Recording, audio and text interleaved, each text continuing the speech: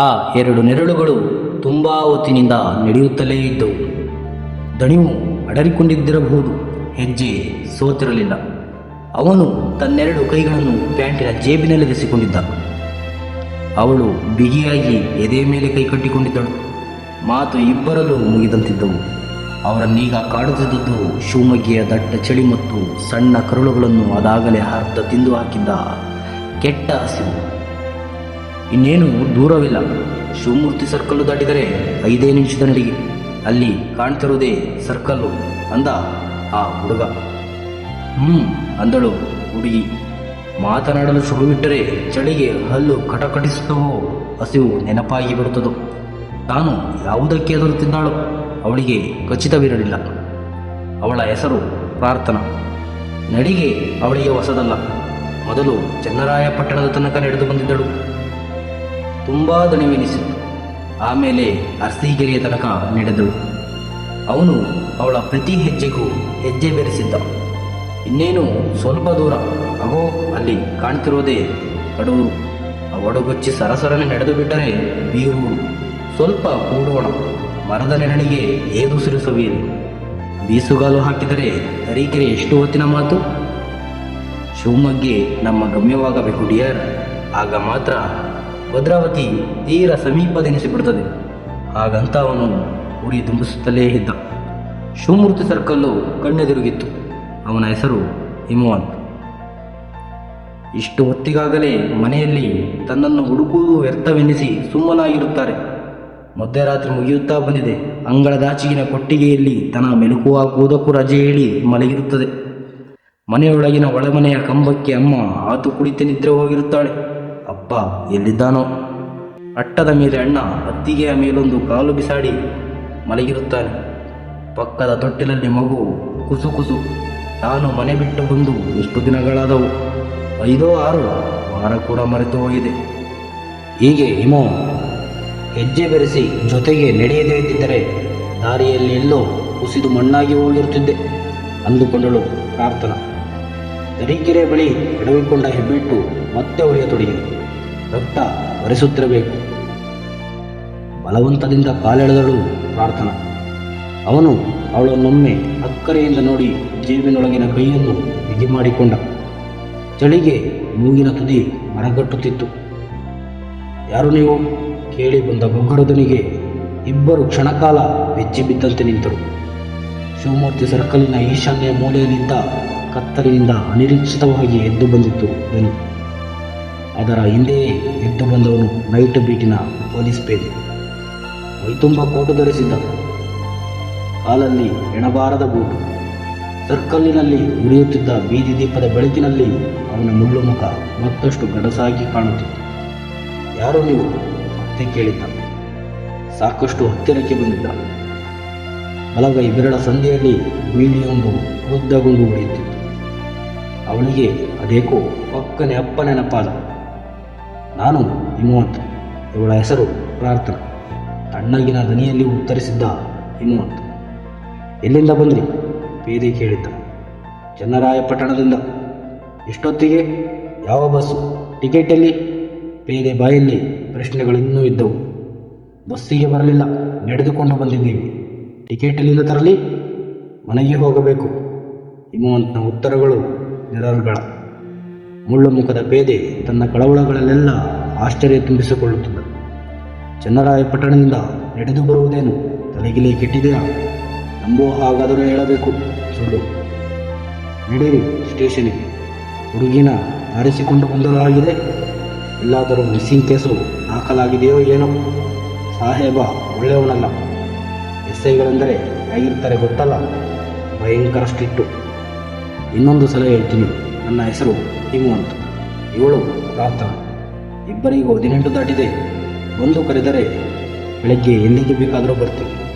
Circle ದಾಟಿದರೆ 5 ನಿಮಿಷದ ದಾರಿ. ಶಾಂತಯ್ಯ ಅಂತ ಇದ್ದಾರಲ್ಲ, ಮಂಡಿ ಮರ್ಚೆಂಟು, ಅವರ ಮನೆಯ ಹಿತ್ತಲಲ್ಲಿ ಬಾಡಿಗೆಗೆ ಇದ್ದೀನಿ. ಬಸ್ಸಿಗೆ ಬರೋಕ್ಕೆ ಚಾರ್ಜಿಗಿಲ್ಲ ಅನ್ನೋ ಕಾರಣಕ್ಕೆ ನಡೆದು ಬರಲಿಲ್ಲ. ನನ್ನ ಜೇಬಲ್ಲಿ 120 ರೂಪಾಯಿ ಇದೆ.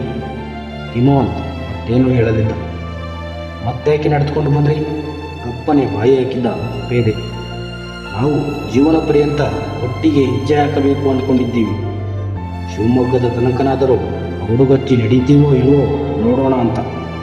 ಇನ್ನು ಬಾಕಿ ಇರೋದು 5 ನಿಮಿಷದ ನಡಿಗೆ. ಅವಳ ಹೆಬ್ಬೆರಳು ಹೊಡೆದು ಹೋಗಿದೆ. ನನಗೆ ಜ್ವರ.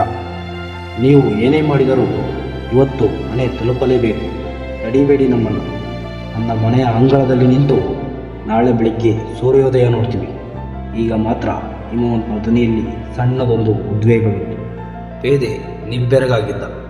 ಅವನ ಸರ್ವೀಸಿನಲ್ಲೇ ಯಾವತ್ತೂ ಇಂಥ ಮಾತುಗಳನ್ನು ಕೇಳಿರಲಿಲ್ಲ. ಹುಡುಗನ ಮುಖವನ್ನು ಬೀದಿ ದೀಪದ ಬೆಳಕಿನಲ್ಲಿ ದಿಟ್ಟಿಸಿದ್ದ. ಜ್ವರ ಇದ್ದಿದ್ದೇನೋ, ಕಣ್ಣು ಮಾತ್ರ ಜ್ವಾಜ್ವಲಮಯವಾಗಿ ಉರಿಯುತ್ತಿದ್ದವು. ಹಿಮವಂತ್ ಅನ್ನೋ ಹೆಸರೇ ಎಷ್ಟು ವಿಚಿತ್ರವಾಗಿದೆ. ಮೊದಲೇ ಗೊತ್ತಿದ್ದರೆ 7 ವರ್ಷಗಳ ಹಿಂದೆ ಹುಟ್ಟಿದ್ದ ಕೊನೆಯ ಮಗುವಿಗಾದರೂ ಈ ಹೆಸರಿಡಬಹುದಾಗಿತ್ತು. ಅಲ್ಲಿಯ ತನಕ ಅದು ಕಾಯಲೇ ಇಲ್ಲ. 13ನೇ ದಿನದಂದು ಸತ್ತು ಹೋಗಿತ್ತು. ಅದಕ್ಕೂ ಜ್ವರ ಅಲ್ಲವೇ ಇದ್ದದ್ದು. ಪ್ರಾರ್ಥನಳ ಕಾಲು ನೋಡಿದ. ಹೆಬ್ಬೆರಳು ಒಡೆದು ನೆತ್ತರು 2ನೇ ಬೆರಳಿಗೂ ಹರಡಿತ್ತು. ಅವನಿಗಿಂತ ಹೆಚ್ಚು ದಣಿದಿದ್ದಾಳೆ. ಯಾರು ಪ್ರೇಮಿಗಳಿರಬೇಕು. ಯಾರ ಮನೆಯ ಮಗಳೋ ಏನೋ. ಅದು ಏನೇ ಇರಲಿ, ಮಧ್ಯರಾತ್ರಿ ಹೀಗೆ ಸಿಗುವ ಕೇಸೇ ಅಲ್ಲ. ತನ್ನ ಮಗಳು ಹೆಚ್ಚು ಕಡಿಮೆ ಇದೇ ವಯಸ್ಸಿನಳಲ್ಲವೇ. ಮಿಸ್ಸಿಂಗ್ ಕೇಸು ಕೂಡ ಕೊಟ್ಟಿರಲಿಲ್ಲ ತಾನು. ಅವಳು ಓಡಿ ಹೋದ ದಿನ ಕೋಣೆಯ ಬಾಗಿಲು ಹಾಕಿಕೊಂಡು ಒಬ್ಬನೇ ತುಂಬ ಹೊತ್ತು ಹೊತ್ತಿದ್ದೆ. ಅವಳು ಹಿಂತಿರುಗಿ ಬಂದಾಗ ಹೊಟ್ಟೆ ತುಂಬ ಬಸುರಿ. ಅಬ್ಬಾ ಜಾನ್ ಅಂತ ತನ್ನನ್ನು ಒಬ್ಬಿಕೊಂಡು ಎದೆಯಗಲಕ್ಕೂ ಹೊತ್ತಿದ್ದಳು. ಅವಳ ಮೇಲಿನ ಮುನಿಸನ್ನೆಲ್ಲ ಮರೆತು ಬೇಟಿ ಬೇಟಿ ನೀ ಪ್ಯಾರ್ ಬಚ್ಚಿ ಅಂತ ಮೈದಡವಿ ಸಮಾಧಾನ ಹೇಳಲಿಲ್ಲವೇ. ಈಗ ಹೆರಿಗೆಯಾಗಿದೆ. ಅವನು ಕೂಡ ಬಂದು ಹೋಗ್ತಾನೆ. ಓಡಿಸಿಕೊಂಡು ಹೋದರೆನಂತೆ ಚೆನ್ನಾಗಿಯೇ ನೋಡಿಕೊಳ್ತಿದ್ದಾನೆ. ಅದೇನೇ ಇರಲಿ, ಚನ್ನರಾಯಪಟ್ಟಣದಿಂದ ನಡೆಸಿಕೊಂಡು ಬಂದೆ ಅಂತಾನಲ್ಲ, ಅವನಿಗೇನು ಹುಚ್ಚ. ಪ್ರೀತಿಗೊಂದು ಶಕ್ತಿ ಇರುತ್ತೆ, ಅದನ್ನು ಪರೀಕ್ಷಿಸಿಕೊಳ್ಳೋದು ಹುಚ್ಚೆ. ನಮ್ಮಿಬ್ಬರಿಗೂ ಹುಚ್ಚು ಅಂತಾನೆ ತಿಳ್ಕೊಳ್ಳಿ. ವಿಪರೀತ ಚಳಿ, ನಾವು ಮನೆಗೆ ಹೋಗ್ತೀವಿ ಅಂದು ಬಿಟ್ಟ ಹಿಮವಂತ್. ಹೋಗು ಮಾರಾಯ, ಏನು ಪ್ರೀತಿನೋ ಎಂಥ ಶಕ್ತಿನೋ. ಸರುವತ್ನಲ್ಲಿ ಹೆಣ್ಣು ಮಗನ ನಡೆಸಿಕೊಂಡು ಕರ್ಕೊಂಡು ಬಂದಿದ್ದೀಯಲ್ಲ, ತಲೆ ಸರಿಯಿಲ್ಲ ನಿಂಗೆ. ಬೇರೆ ಒಡಗುಟ್ಟುವ ದನಿಯಲ್ಲಿ ಸ್ವಾಗತಕ್ಕೆ ಬಿದ್ದಿದ್ದ. ಕೈಯಲ್ಲಿದ್ದ ಬೀಡಿ ಅಲ್ಲೇ ಆರಿತ್ತು. ಅವರಿಬ್ಬರು ಅವನನ್ನು ದಾಟಿಕೊಂಡು ನಡೆದು ಹೋದರು. ಅವನು ಅದೇಕೋ ಒಡಗುಡುತ್ತಲೇ ಇದ್ದ. ಆರಿದ ಬೀಡಿಗೆ ಬೆಂಕಿ ಕೊಟ್ಟ. ಅವನ ಹೆಸರು ರಜೂಲ್ ಜಮಾದಾರ. ಮುಂದೊಂದು ದಿನ ಅದೇ ಶಿವಮೂರ್ತಿ ಸರ್ಕಲ್ನಿಂದ ಹೊರಟ 3 ಜನರ ಬದುಕು ತಮ್ಮನ್ನು ಯಾರು ಊಹಿಸಲಾಗದ ಗಮ್ಯಗಳಿಗೆ ತಲುಪಿಸುತ್ತದೆ ಎಂದು ತಾವು 3 ಜನ ತಮ್ಮದೇ ಆದ ವಿಲಕ್ಷಣ ಪಾತ್ರಗಳನ್ನು ನಿಭಾಯಿಸಲಿದ್ದಾರೆಂದು ಆ 3 ಪೈಕಿ ಯಾರೊಬ್ಬರಿಗೂ ಆ ಕ್ಷಣಕ್ಕೆ ಅನ್ನಿಸಿರಲಿಲ್ಲ. ರಾತ್ರಿಯ 3ನೇ ಜಾವ ಹಾಗೆಯೇ ಆರಂಭವಾಗಿತ್ತು. ಅಂಥ ಕತ್ತಲಿನಲ್ಲೂ ಕಿಸೆಯಿಂದ ಬೀಗದ ಕೈ ತೆಗೆದು ಬೀಗದ ಕಣ್ಣಿಗೆ ಚುಚ್ಚಿ ಕರಾರುವಕ್ಕಾಗಿ ಬಾಗಿಲ ಕೋಣೆಯನ್ನು ತೆಗೆದು ಸ್ವಿಚ್ ಹಾಕಿದ್ದ ಹಿಮವಂತ್. ಬಾಗಿಲಲ್ಲಿ ನಿಂತುಕೊಂಡೇ ಹೆಬ್ಬೆರಳ ಗಾಯವನ್ನು ನೋಡಿಕೊಂಡಿದ್ದಳು ಪ್ರಾರ್ಥನಾ. ಒಟ್ಟು ನಡೆದಿದ್ದು ಎಷ್ಟು ಕಿಲೋಮೀಟರು? ನಮ್ಮ ಪ್ರೇಮಕ್ಕೆ ಅಂಥ ಶಕ್ತಿ ಇರುವುದು ಹೌದಾ? ಸಪ್ತಪದಿಗೆ ಮುಂಚೆ ಹಾಕಿದ ಹೆಜ್ಜೆಗಳೆಷ್ಟು? ಎಣಿಸಿದವರ್ಯಾರು? ಚನ್ನರಾಯಪಟ್ಟಣದಿಂದ ಶಿವಮೊಗ್ಗ ಎಂದರೆ ಸುಮ್ಮನೆ ದೂರವೇ? ಈ ಹೊತ್ತಿಗೆ ಅಣ್ಣ ಎದ್ದು ಹಾಲು ಕರೆಯಲು ಅನುವಾಗುತ್ತಿರುತ್ತಾನೆ. ಅಮ್ಮ ಕಣ್ಣೀರು ಒರೆಸಿಕೊಂಡಿರುತ್ತಾಳೆ. ಅವರಿನ್ನೂ ಹುಡುಕುವುದಿಲ್ಲ. ಪ್ರಾರ್ಥನಾ ಹಾಗೆ ಆಲೋಚಿಸುತ್ತಾ ಬಾಗಿಲಲ್ಲಿ ನಿಂತಿದ್ದರೆ ಹಿಮವಂತ್ ಕೋಣೆಯ ಪುಟ್ಟ ಕಿಟಕಿಗಳೆರಡನ್ನೂ ತೆರೆದು ಹೊಸ ಗಾಳಿಗೆ ಜಾಗ ಮಾಡಿಕೊಟ್ಟ. ಮೂಲೆಯಲ್ಲಿ ಪುಟ್ಟ ಬಚ್ಚಲಲ್ಲಿ ಕಾಲು ತೋಯಿಸಿಕೊಂಡ. ಅವಸರವಾಗಿ ಪ್ಯಾಂಟ್ ಬದಲಿಸಿ ಬಣ್ಣದ್ದೊಂದು ಲುಂಗಿಯನ್ನುಟ್ಟು ಕುಕ್ಕರು ಗಾಲಿನಲ್ಲೇ ಕುಳಿತು ಸದ್ದಿಲ್ಲದೆ ಉರಿಯುವ ಸ್ಟವ್ ಹಚ್ಚಿ ಅಲ್ಯೂಮಿನಿಯಂ ತಪ್ಪಲಿ ಒಂದರಲ್ಲಿ ನೀರು ಕಾಯಲು ಇಟ್ಟ. ಅದೇಕೋ ಪ್ರಾರ್ಥನಾ ಬಾಗಿಲಲ್ಲಿ ನಿಂತವಳು ಒಂದು ಕ್ಷಣದ ಮಟ್ಟಿಗೆ ಗೊಂದಲಕ್ಕೆ ಬಿದ್ದವಳಂತೆ ನಿಂತಲ್ಲೇ ಹರಿದಾಡಿದ್ದಳು. ಬಾ ಒಳಕ್ಕೆ, ಇವತ್ತಿನಿಂದ ಈ ಅಪರಾತ್ರಿಯ ನಿಮಿಷದಿಂದಲೇ ನಾವು ಹೊಸ ಬದುಕು ಕಟ್ಟಿಕೊಳ್ಳಬೇಕು ಪ್ರಾರ್ಥನಾ. ಇದೇ ಪುಟ್ಟ ಕೋಣೆಯಿಂದ ಸ್ಟೋವಿನ ಮೇಲೆ ನೀರಿಟ್ಟು ಎದ್ದು ನಿಂತಿದ್ದ ಹಿಮವಂತ್. ಯಾವ ದೇವತೆಗಳು ತಥಾಸ್ತು ಅಂದರು. ಎಡಗಾಲು ಇಟ್ಟೇ ಬಿಟ್ಟೆ ಅನಿಸಿತ್ತು. ಪ್ರಾರ್ಥನಾ ತೊದಲಿದ್ದಳು. ಬಲಗಾಲಿನ ಹೆಬ್ಬೆರಳು ಚುಳ್ಳೆಂದಿತ್ತು. ಕೋಣೆಯೊಳಕ್ಕೆ ಮೊದಲ ಬಾರಿಗೆ ಬಂದವಳು ಬಲಗಾಲಿಟ್ಟು ಬರಬೇಕಿತ್ತ? ಶಕುನ ಸರಿಯಾಗಿಲ್ಲವ? ನಗುತ್ತಿದ್ದ ಹಿಮವಂತ್. ಅದು ಬಲಗಾಲಿನ ಜೊತೆಯಲ್ಲೇ ಹುಟ್ಟಿದೆ. ಅಶುಭ ಅನ್ನೋದಾದರೆ ಫೋಟೋದಲ್ಲಿನ ಭಗವಂತನಿಗೆ ಎಡಗಾಲು ಇರಲೇಬಾರದಾಗಿತ್ತು. ತೆಪ್ಪಗೆ ಅಲ್ಲಿರೋ ಕುರ್ಚಿ ಬಿಚ್ಕೊಂಡು ಕೂತ್ಕೋ. ಬಲಗಾಲು ಗಾಯ ಮಾಡಿಕೊಂಡಿದೆ, ಅದಕ್ಕೆ ಮದ್ದು ಮಾಡ್ತೀನಿ. ಕೊಂಚ ರಿಲ್ಯಾಕ್ಸ್ ಆಗು. ಮೊದಲು ಚುರು ಚುರು ಉರಿಯುತ್ತೆ, ಆಮೇಲೆ ಹಿತ ಅನ್ನಿಸುತ್ತೆ. ಹೀಗೆಡು ಕಾಲು. ನೀರು ತುಂಬ ಬಿಸಿಯಾಗೇನಿಲ್ಲ, ಉಗುರು ಬೆಚ್ಚಗೆ ಅಂತಾರಲ್ಲ ಹಾಗೆ. ಪೆಟ್ಟು ಮಾಡಿಕೊಂಡಿರೋದು ಉಗುರೇ ಅಲ್ಲವೇ? 2 ಹನಿ ಡೆಟಾಲು ಹಾಕಿ ಬ್ಯಾಂಡೇಜ್ ಸುತ್ತಿದರೆ ಗಾಯ ಒಳಗೆ ಮುದಿಬಿಡುತ್ತದೆ. 5ನೇ ದಿನ ಬಿಚ್ಚಿ ನೋಡಿದರೆ ಕೀವು. ಆರಾಮಾಗಿ ಕಾಲಿಡು. ಬಕೀಟಿನಲ್ಲಿ ಕಾಲು ಮುಳುಗಿಸಿ ಕೂತುಕೊಂಡರೆ ಆ ಹಿತವೇ ಬೇರೆ. ಹೊರಗಡೆ ಪ್ರಾಣ ಹೋಗುವಷ್ಟು ಚಳಿಯಿದೆ ಅನ್ನುತ್ತಾ ಎದ್ದು ಹೋಗಿ ಬಾಗಿಲು ಮುಂದೆ ಮಾಡಿದ್ದ. ಕಾಂಪೌಂಡಿನಾಚೆಗೆ ನಿಶ್ಚಲವಾಗಿ ಮರದಡಿಯ ಕತ್ತಲಲ್ಲಿ ಆ ತನಕ ನಿಂತಿದ್ದ ರಸೂಲ್ ಜಮಾದಾರ ಕದಲಿದ್ದು ಕಾಣಿಸಿತು. ಆಮೇಲೆ ಕದಲಿದ್ದು ಅವನ ಹಳೆಯ ಸೈಕಲ್. ಕಡೆಗೆ ಕೇಳಿಸಿದ್ದು ಅವನದ್ದೊಂದು ಸಮಾಧಾನದ ನಿಟ್ಟುಸಿರು. ಹಿಮವಂತ್ ಅವಳ ಪಾದಗಳೆರಡನ್ನೂ ತೋಯಿಸಿದ್ದ. ಹೆಬ್ಬೆರಳು ಡೆಟಾಲು ನುಂಗಿ ಸಣ್ಣಗೆ ಕಿರಿಚಿಕೊಂಡು ಆಮೇಲೆ ಸುಮ್ಮನಾಗಿತ್ತು. ಬಕೆಟಿನಲ್ಲಿ ಮುಳುಗಿದ್ದ ಅವಳ ಪಾದಗಳೆರಡನ್ನೂ ಹಿತವಾಗಿ ತೊಳೆದಿದ್ದ. ಉಗುರು ಬೆಚ್ಚಗಿನ ನೀರಿನಲ್ಲಿ ಅದ್ದಿ ಅವಳ ಕಾಲ್ಬೆರಳುಗಳನ್ನು ತುಂಬ ಮೃದುವಾಗಿ ಒತ್ತಿದ್ದ. ಆಮೇಲೆ ಹಿಮ್ಮಡಿ, ನಂತರ ಇಡೀ ಪಾದ, ಆ ನಂತರ ಕಾಲಿನ ಕಂಬ. ಮೀನಿನ ಕಂಡಕ್ಕೆ ಬರುವ ಹೊತ್ತಿಗೆ ಪ್ರಾರ್ಥನಾ ಸಂಕೋಚದ ಮುದ್ದೆ ಆಗಿದ್ದಳು. ಕುಳಿತ ಕುರ್ಚಿಯಲ್ಲೇ ಅಲೆದಾಡಿದ್ದಳು. ಹಿಮವಂತ್ ಅದಾವುದನ್ನು ಗಮನಿಸಲೇ ಇಲ್ಲ. ಎಳೆಯ ಮಗುವನ್ನು ಕೂರಿಸಿ ಎಣ್ಣೆ ನೀರು ಹಾಕಿದಂತೆ ನಿರಾಳವಾಗಿದ್ದ, ನಿಷ್ಕಲ್ಮಶವಾಗಿದ್ದ. ಪ್ರಾರ್ಥನೆಗಳಿಗೆ ಯಾವುದನ್ನು ಹೇಳಿಕೊಡಬೇಕಾಗಿರಲಿಲ್ಲ. ಹೆಣ್ಣು ಜನ್ಮಕ್ಕೆ ಅದೊಂದು ಹುಟ್ಟಿನಿಂದಲೇ ಬಂದ ವಿದ್ಯೆ. ಯಾವ ಗಂಡಸು ಯಾವ ಕೈಯಿಂದ ಹೇಗೆ ಮುಟ್ತಾನೆ ಎಂಬುದು ಅದೊಂದು ಸ್ಪರ್ಶದಿಂದಲೇ ಅರ್ಥ ಮಾಡಿಕೊಳ್ಳುವ ವಿದ್ಯೆ. ಅದು ಒಬ್ಬ ಪ್ರಾರ್ಥನೆಗಳಿಗೆ ಮಾತ್ರ ಅಲ್ಲ, ಜಗತ್ತಿನ ಎಲ್ಲ ಹೆಂಗಸರಿಗೂ ಗೊತ್ತು. ಪ್ರತಿ ಸ್ಪರ್ಶದ ಹಿಂದೆಯೂ ಒಂದು ಭಾವವಿರುತ್ತೆ. ಹಿಮವಂತ ಹೇಳಿದ್ದು ನಿಜ. ಎಡಗಾಲು ಕೂಡ ಬಲಗಾಲಿನ ಜೊತೆಯಲ್ಲೇ ಹುಟ್ಟಿರುತ್ತದೆ. ಯಾವುದೋ ಶುಭವಲ್ಲ. ಅವನ ಸ್ಪರ್ಶದ ಹಾಗೆ ಎಲ್ಲವೂ ಕೂಡ ನಿಷ್ಕಲ್ಮಶ. 5 ನಿಮಿಷ ಧ್ಯಾನ ಮಾಡ್ತೀನಿ, ಅದರ ಅರ್ಥ ನಿನಗೆ 5 ನಿಮಿಷ ಟೈಮ್ ಕೊಡ್ತಿದ್ದೀನಿ ಅಂತ. ಸಂಕೋಚವೆನಿಸಿದರೆ ಲೈಟು ಆರಿಸಿ ಬಟ್ಟೆ ಬದಲಿಸಿಕೊ. ಲೈಟು ಆರಿಸಿಕೊ ಮುಂದೆ ಹ್ಯಾಂಗರ್ ಆಗಿರೋ ನನ್ನ 3 ಅಂಗಿ ಮತ್ತು 1 ಜುಬ್ಬಗಳ ಪೈಕಿ ನಿನಗೆ ಯಾವುದು ಬೇಕೋ ಅದನ್ನು ಆರಿಸಿಕೊ. ಇರೋದು ಒಂದೇ ಲುಂಗಿ, ನಾನು ಬೇಕಾದರೆ ಪ್ಯಾಂಟು ಹಾಕಿಕೊಂಡೆ ಮಲಗ್ತೀನಿ, ನೀನು ಉಟ್ಕೋಬಹುದು. ಮಲಗಲಿಕ್ಕೆ ಇರೋದು ಒಂದೇ ಚಾಪೆ, ನೀನು ಆ ಕಡೆ ತಿರುಗಿ ಮಲಗಿದರೆ ಅದೇ ಪ್ರೈವಸಿ. ನಿದ್ದೆಯಲ್ಲಿ ನಾನು ಹೊರಳಾಡೋದಿಲ್ಲ. ಆಗಿರೋ ದಣಿವಿಗೆ ನಿಮಗೆ ನಿದ್ದೆ ಬರೋದು ಕಷ್ಟವಲ್ಲ. ಊಟ ನೆನಪು ಮಾಡಿಕೋಬೇಡ. ಅರುಳಿಗೆ ಅನ್ನ ಬೇಗ ಅನಿಸುತ್ತದೆ. ಬೆಳಗ್ಗಾದ ಕೂಡಲೇ ಹೋಟೆಲಿನಿಂದ ಇಡ್ಲಿ ತರ್ತೀನಿ, ಗುಡ್ ನೈಟ್ ಅಂದವನೇ ಕೋಣೆಯ ಮಧ್ಯದಲ್ಲಿ ಪದ್ಮಾಸನ ಹಾಕಿಕೊಂಡು ಕಣ್ಣು ಮುಚ್ಚಿದ್ದ. ಲುಂಗಿನ ನೀನೇ ಉಟ್ಕೋ, ನಾನು ಪೆಟ್ಟಿಕೋಟಿನ ಮೇಲೆ ಜುಬ್ಬ ಹಾಕಿಕೊಳ್ತೀನಿ. ಹೆಂಗಸರು ಸಂಕೋಚದಿಂದ ಲೈಟು ಆರಿಸೋದಿಲ್ಲ, ಹೆದರಿಕೊಂಡು ದೀಪ ತೆಗಿತಾರೆ ಅಷ್ಟೆ. ನನಗೆ ನಿನ್ನ ಬಗ್ಗೆ ಹೆದರಿಕೆ ಇಲ್ಲ, ನನ್ನ ಬಗ್ಗೆ ನಂಬಿಕೆ ಇದೆ. Good night ಅಂದವಳೆ ಕುರ್ಚಿಯಿಂದ ಮೇಲೆದ್ದಳು. ಕಾಲು ತೋಯಿಸಿದ ನೀರು ಬಚ್ಚಲಿಗೇರಿಯಿತು. ಅವನು ಬೆನ್ನು ನೀಡಿದ್ದಾಗಿಸಿಕೊಂಡು ನೆಲದೊಳಗಿನಿಂದ ಉದ್ಭವವಾಗಿದ್ದಾನೇನೋ ಎಂಬಂತೆ ಸ್ಥಿರವಾಗಿ ಕುಳಿತು ಮುಚ್ಚಿದ ಕಣ್ಣುಗಳ ಹಿಂದೆ ಧ್ಯಾನದ ದೀಪ ಬೆಳಗಿಸುತ್ತಿದ್ದರೆ ಪ್ರಾರ್ಥನಾ ಅದೇ ದೀಪದ ಬೆಳಕಿನಲ್ಲಿ ಸಂಕೋಚವಿಲ್ಲದೆ ಬಟ್ಟೆ ಬದಲಿಸಿದ್ದಳು. ಬಿಳಿ ಪೇಟಿಕೋಟಿನ ಮೇಲೆ ಕಡು ಹಸುರಿ ಬಣ್ಣದ ಹೊರಟು ಕದ್ದರು ಜುಬ್ಬ.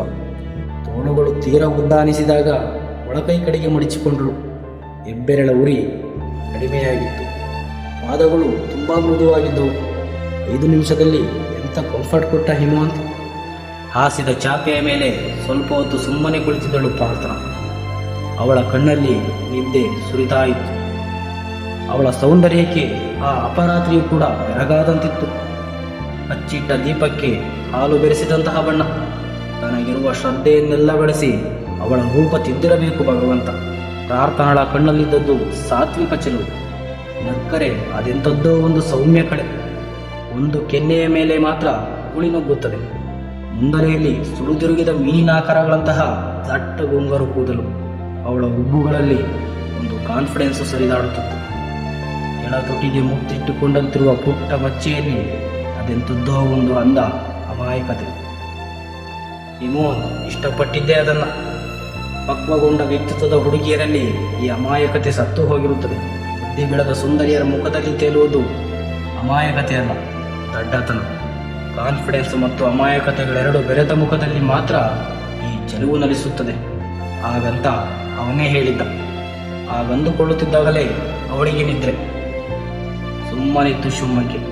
ಹಾಗೆ ಚನ್ನರಾಯಪಟ್ಟಣದಿಂದ ಹೊರಟು ಆ ಅಪರಾತ್ರಿಯಲ್ಲಿ 2 ಅಸ್ಪಷ್ಟ ನೆರಳುಗಳು ನಡೆದು ಬಂದು ಶಿವಮೂರ್ತಿ ಸರ್ಕಲಿನ ಸಮೀಪದ ಮಂಡಿ ಮರ್ಚೆಂಟಿನ ಶಾಂತಯ್ಯನವರ ಮನೆಯ ಹಿತ್ತಲಲ್ಲಿದ್ದ ಪುಟ್ಟ ಕೋಣೆಯೊಳಕ್ಕೆ ದಾಖಲಾಗಿದ್ದವು.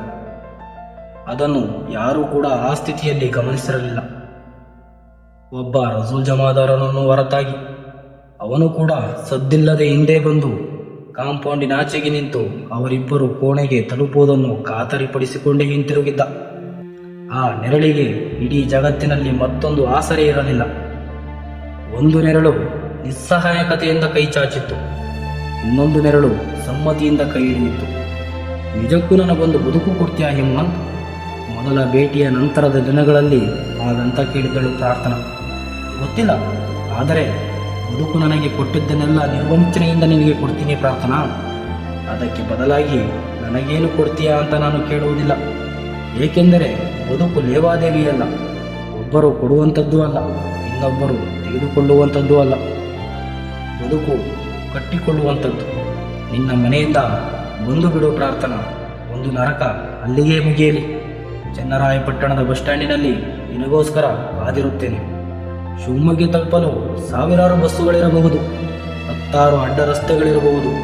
ಆದರೆ ನೆನಪಿನಲ್ಲಿ ನಾವು ನಡೆದೇ ಹೋಗಬೇಕು, ರಾಜಬೀದಿಯಲ್ಲೇ ನಡೆಯಬೇಕು. ಚನ್ನರಾಯಪಟ್ಟಣದಿಂದ ಶಿವಮೊಗ್ಗ ತಲುಪುವ ತನಕ ಯಾವ ಕನಸನ್ನು ಬೇಕಾದರೂ ಕಾಣು ಪ್ರಾರ್ಥನಾ. ಆದರೆ ಶಿವಮೊಗ್ಗೆಯ ನನ್ನ ಮನೆಯ ವಸ್ತ್ರೊಳಕ್ಕೆ ಕಾಲಿಟ್ಟ ಕ್ಷಣದಿಂದ ಕನಸು ಮುಗಿಯುತ್ತದೆ, ಬದುಕು ಆರಂಭವಾಗುತ್ತದೆ. ನನ್ನ ಕೋಣೆಗೆ ಬಂದಿರು, ಅದಿನ್ನು ಮೇಲೆ ನಿನ್ನದ್ದು. ನನ್ನ ಬದುಕಿಗೆ ಬಂದಿರು, ಅದಿನ್ನು ಮೇಲೆ ನಮ್ಮಿಬ್ಬರದ್ದು. ಇಷ್ಟಕ್ಕೂ ನೀನೇನಾಗಬೇಕು ನನಗೆ ಗೊತ್ತಿಲ್ಲ. ಚನ್ನರಾಯಪಟ್ಟಣದಿಂದ ಶಿವಮೊಗ್ಗ ತಲುಪುವ ತನಕ ಯಾವ ಕನಸು ಬೇಕಾದರೂ ಕಾಣು ಪ್ರಾರ್ಥನಾ. ಶಿವಮೊಗ್ಗೆಯ ನನ್ನ ಮನೆಯ ಹೊಸ್ತಿಲೊಳಕ್ಕೆ ಕಾಲಿಟ್ಟ ಕ್ಷಣದಿಂದ ಕನಸು ಮುಗಿಯುತ್ತದೆ, ಬದುಕು ಆರಂಭವಾಗುತ್ತದೆ. ನನ್ನ ಕೋಣೆಯೊಳಕ್ಕೆ ಬಂದಿರು, ಅದಿನ್ನು ಮೇಲೆ ನಿನ್ನದ್ದು. ನನ್ನ ಬದುಕಿಗೆ ಬಂದಿರು, ಅದಿನ್ನು ಮೇಲೆ ನಮ್ಮಿಬ್ಬರದ್ದು. ಇಷ್ಟಕ್ಕೂ ನೀನೇನಾಗಬೇಕು ಪ್ರಾರ್ಥನಾ? ನನಗೆ ಗೊತ್ತಿಲ್ಲ, ಬಹುಶಃ ನಿನಗೂ ಕೂಡ ಗೊತ್ತಿರಲಾರದು. ಈಗಲೇ ಅದಕ್ಕೊಂದು ಹೆಸರಿಡುವುದು ಬೇಡ. ನಾನು ಗಂಡಸು, ನನ್ನ ಹೆಸರು ಹಿಮೋನ್. ನೀನು ಹೆಂಗಸು, ನಿನ್ನ ಹೆಸರು ಪ್ರಾರ್ಥನಾ. ಅಷ್ಟು ವಿವರಣೆ ಸಾಕು. ಈಗ ಹೇಳು, ನನ್ನನ್ನು ನಂಬಿಕೊಂಡು ಸಾವಿನ ಕೊನೆಯ ಕಿಲೋಮೀಟರ್ನ ತನಕ ನಡೆಯುತ್ತೀಯಾ? ಅವತ್ತು ಹಿಮವಂತ್ ತೆಂಗಿನ ಮರವೊಂದರ ಬಡ್ಡೆಗೆ ಆತು ನಿಂತು ಹೇಳಿದ್ದ. ಪ್ರಾರ್ಥನಳ ಕಣ್ಣುಗಳಲ್ಲಿ ಇಬ್ಬನಿ ಇತ್ತು. ತನ್ನ ಮನೆ ಎಂಬ ಪುಟ್ಟ ನರಕದಿಂದ ಹೊರಬೀಳಲು ಅವಳು ತೆಗೆದುಕೊಂಡದ್ದು 16 ದಿನ. 17ನೆಯ ಸಂಜೆ ಅವಳು ಚನ್ನರಾಯಪಟ್ಟಣದ ಬಸ್ ಸ್ಟ್ಯಾಂಡಿನಲ್ಲಿದ್ದಳು. ಕೈಯಲ್ಲೊಂದು ಅರುಕು ಚೀಲವೂ ಕೂಡ ಇರಲಿಲ್ಲ. ಕಣ್ಣುಗಳಲ್ಲಿ ಮಾತ್ರ ತುಂಬು ಕನಸಿತ್ತು. ನಿನಗೆ ಏನಾಗಬೇಕು ಅಂತ ಆಸೆ ಇದೆ ಪ್ರಾರ್ಥನಾ? ಅರಸೀಕೆರೆಯ ಸಮೀಪದ ಹಳ್ಳಿಯೊಂದರ ಗುಡಿಯ ಪೌಳಿಯ ಕಲ್ಲು ಕಂಬಕ್ಕೆ ಬೆನ್ನು ಅದುಮಿ ಕುಳಿತಿದ್ದ ಹಿಮವಂತ್ ಅವಳನ್ನೇ ದಿಟ್ಟಿಸಿ ನೋಡಿ ಕೇಳಿದ್ದ. ಅವಳು ಉತ್ತರಕ್ಕಾಗಿ ತಡಕಾಡಲೇ ಇಲ್ಲ. ಸರಾಗವಾಗಿ ಅವನೆಡೆಗೆ ತಿರುಗಿ ನೋಡಿ ಹೇಳಿದ್ದಳು, ನಾನು ಡಾಕ್ಟರ್ ಆಗಬೇಕು ಹಿಮವಂತ್. ಲಕ್ಷಾಂತರ ಮಕ್ಕಳಿಗೆ ಅಮ್ಮನಾಗಬಲ್ಲಂತಹ ಮಕ್ಕಳು ಡಾಕ್ಟರು, ಅದೇನಾ ಹಿಮವಂತ್? ಅವನು ದೇವಸ್ಥಾನದೆದುರಿಗಿನ ಪುಷ್ಕರಣಿಯತ್ತ ನೋಡಿದ್ದ. ಸಂಜೆಯ ಬಿಸಿಲಿಗೆ ನೀರು ತಳತಳಿಸುವಂತಿತ್ತು. ಎಣಿಸುವ ಜರೂರತ್ತೇ ಇರಲಿಲ್ಲ. ಜೇಬಿನಲ್ಲಿರೋದು 180 ರೂಪಾಯಿ. ಪ್ರಾರ್ಥನಾ ಡಾಕ್ಟರ್ ಆಗ್ತಾಳ? ದೇಗುಲದೊಳಗಿನ ದೇವರ ಭುಜಬಲದ ಮೇಲಿನಿಂದ ಒಂದು ಸಂಪಿಗೆ ಹೂವು ನಿಧಾನವಾಗಿ ಜಾರಿತ್ತು. ತನ್ನೊಳಗೆ ಉದ್ಗರಿಸಿಕೊಂಡಿತ್ತು, ತಥಾಸ್ತು, ಅವಳು ಡಾಕ್ಟರ್ ಆಗ್ತಾಳೆ. ಹಾಗಂತ ಹಿಮವಂತ್ ನಿರ್ಧರಿಸಿದ್ದ. ಹಸಿವು ಮತ್ತು ಕಾಮ ಎರಡೂ ಹಾಗೇನೇ ಪ್ರಾರ್ಥನಾ. ಅದುಮಿದಷ್ಟು ಭಾಸಿಸುತ್ತವೆ, ತಣಿಸಿದಷ್ಟು ಕೆರಳುತ್ತವೆ. ಕಷ್ಟಪಟ್ಟು ನಿರ್ಲಕ್ಷ್ಯ ಮಾಡಿ ನೋಡು, ಅವು ಕ್ರಮೇಣ ತಣ್ಣಗಾಗುತ್ತವೆ. ಆಗಷ್ಟೇ ತಂದ ಇಡ್ಲಿಯ ಚೂರೊಂದನ್ನು ಮುರಿದು ಬಾಯಿಗಿಟ್ಟುಕೊಳ್ಳುತ್ತಾ ಕೇಳಿದ್ದ. ಪ್ರಾರ್ಥನಾ ಮಾತನಾಡಲಿಲ್ಲ. ರಾತ್ರಿ ನನ್ನ ಹೊಡೆದ ಹೆಬ್ಬೆರಳಿಗೆ ಹಿಮವಂತ್ ನೀಡಿದ್ದ ಕಂಫರ್ಟ್ ಎಂಬ ಚಿಕಿತ್ಸೆಯ ಬಗ್ಗೆಯೇ ಆಲೋಚಿಸುತ್ತಾ ತಿಂಡಿ ತಿನ್ನುತ್ತಿದ್ದಳು.